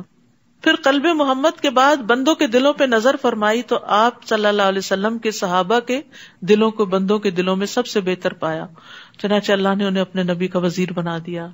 تو اگر آپ چاہتے ہیں اللہ آپ کو چنے تو اپنے دل کو اللہ کی محبت کے لیے خالص کر لیں، اپنے نیکی کے کام صرف اللہ کے لیے خاص کریں، لوگوں کی نفرتیں دلوں سے نکال دیں.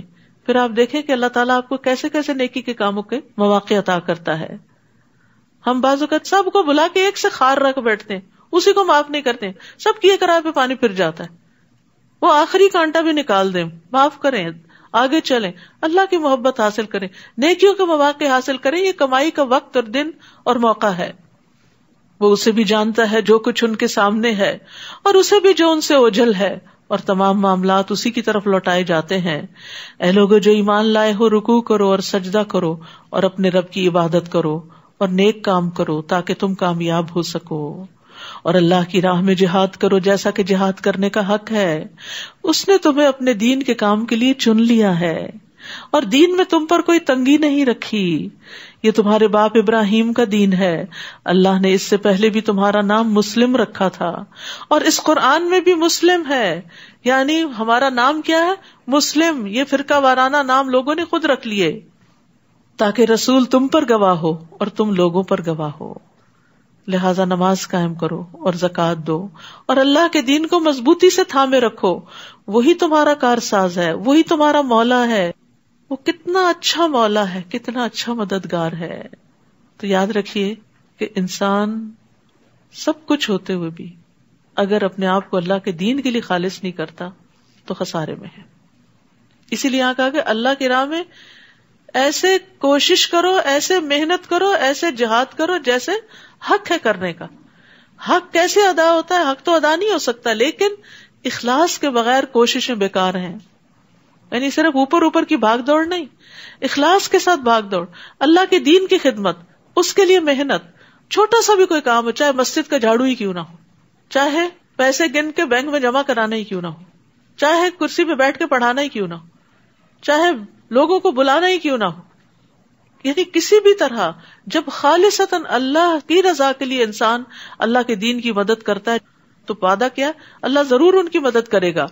اور پھر اخلاص میں کیا ہے؟ اسلام، اپنا آپ اللہ کے سپرد کر دینا. اور یہاں پر اس نے تمہارے لیے دین میں کوئی تنگی نہیں رکھی. حقیقت ہے ہمارے دین میں تنگی نہیں ہے. کس طرح اللہ نے وضو نہیں کر سکتے تو تیمم کی سہولت رکھی ہے، کھڑے ہو کے نماز نہیں پڑھ سکتے تو بیٹھ کے پڑھنے کی اجازت دی ہے. کس طرح سفر میں 4 رکعتوں کو 2 رکعتیں کر دیا ہے. بیمار ہو، مریض ہو، سفر پر ہو تو روزے چھوڑ کے باقی دنوں میں پورے کر سکتے ہیں. حج میں آسانیاں پیدا کی. رسول اللہ صلی اللہ علیہ وسلم حجۃ الوداع میں مینا میں ٹھہرے ہوئے تھے تاکہ لوگ آپ سے مسائل پوچھ سکیں. ایک شخص آیا، اس نے کہا مجھے خیال نہیں رہا، میں نے ذبح سے پہلے سر منڈا لیا. آپ نے بولا کوئی بات نہیں، اب ذبح کر لو. دوسرا آیا، کہا میں نے لا علمی میں کنکریاں مارنے سے پہلے قربانی کر لی. آپ نے فرمایا کوئی حرج نہیں، اب رمی کر لو. نبی صلی اللہ علیہ وسلم سے جس چیز کا بھی سوال کرتے جو کسی نے آگے پیچھے کر لی ہوتی تھی تو آپ یہی فرماتے کوئی حرج نہیں، اب کر لو. وما جعل علیکم فی الدین من حرج، تمہارے لیے دین میں تنگی نہیں رکھی. ایز لانگ ایز تم اللہ کے لیے خالص ہو کے وہ کر رہے ہو جو تمہیں کرنا چاہیے، وہ روزوں کی گنتی پوری کر لو، نمازوں کی گنتی پوری کرو، مناسک حج کی گنتی پوری کرو، کرنے کا کام کرو، لیکن اس میں سہولت بھی دی گئی. پھر اسی طرح صدقے میں بھی آپ دیکھیں کتنی اپرچونٹیز، کتنی ورائٹی دی گئی. جس وقت جہاں جو موقع ہو وہاں انسان اس کے مطابق کرتا رہے. پھر جس کے پاس مال نہیں، کیونکہ پھر انسان کے اندر وہ آتا ہے نا کہ میرے پاس تو کچھ ہے نہیں دینے کو، میں کیا کروں. فرمایا ہر تسبیح صدقہ ہے، ہر تکبیر صدقہ ہے، ہر تحمید صدقہ ہے، ہر تحلیل صدقہ ہے، لا الہ الا اللہ پڑھنا صدقہ ہے، نیکی کا حکم دینا اور برائی سے منع کرنا صدقہ ہے. یعنی لوگوں کو دین کی طرف بلانا یہ بھی صدقے کا کام ہے تمہارے لیے، اور تمہارے ہر ایک کی شرمگاہ میں صدقہ ہے. یعنی وائف کا اپنے ہسبینڈ کی خواہش یا شوہر کا بیوی کی خواہش پوری کر دینا بھی صدقہ ہے. یعنی بعض اوقات انسان دل تنگ ہوتا ہے نا، کوئی بھی کام ہو جس میں انسان کی اپنی مرضی نہ ہو لیکن دوسرے کا بہت دل چاہ رہا ہو. کبھی کوئی آپ کو فرمائش کر دیتا مجھے یہ چیز بنا دے، کسی کی خوشی کی خاطر اپنا آرام قربان کر دینا یہ بھی صدقہ ہوتا ہے. تو یہ سب صدقات جب انسان اللہ کے لیے کرتا ہے، بڑے سے بڑا کام، چھوٹے سے چھوٹا کام، تو اللہ سبحانہ وتعالیٰ تو ہمارے دل دیکھتا ہے اور ہمارے عمل کو دیکھتا ہے کہ وہ کیسے کیا گیا. پھر اسی طرح طہارت کے مسائل میں بھی آسانی ہے. عبداللہ بن ابی قیس کہتے ہیں کہ میں نے عائشہ رضی اللہ عنہا سے سوال کیا وطر کے بارے میں، پھر آگے حدیث بیان کی. میں نے پوچھا آپ جنابت کی صورت میں کیا کرتے تھے، کیا سونے سے پہلے غسل فرماتے یا غسل سے پہلے سوتے؟ انہوں نے جواب دیا آپ یہ سب کر لیتے، کبھی نہا کر سوتے اور کبھی وضو کر کے سو جاتے. میں نے کہا اللہ کا شکر ہے جس نے دین کے معاملے میں وسعت رکھی ہے، یعنی کام کرنے کے بتا دیے. پھر ٹائم بھی ایک مقرر، مثال کے طور پہ آپ دیکھیے نماز کا ٹائم، ہر 2 نمازوں کے بیچ میں کم از کم ایک ایوریج ڈے میں 1.5 گھنٹے کا وقفہ تو ہوتا ہی ہے، مغرب اور عشاء کے بیچ میں یا عصر اور مغرب کے بیچ میں. یہاں تو ماشاءاللہ دن لمبے ہیں تو زیادہ وقت بھی مل جاتا، یعنی اس میں کافی کھلا وقت ہوتا ہے نماز ادا کرنے کا. اسی طرح باقی کام کرنے کا بھی. سال میں ایک دفعہ زکوٰۃ دینے کے لیے، یعنی پورا سال جو آ رہا ہے جا رہا ہے کوئی زکوٰۃ نہیں، ملینز آئے ملینز گئے کوئی زکوٰۃ نہیں اگر سال کے آخر میں کچھ نہیں بچا. کتنی سہولت ہے.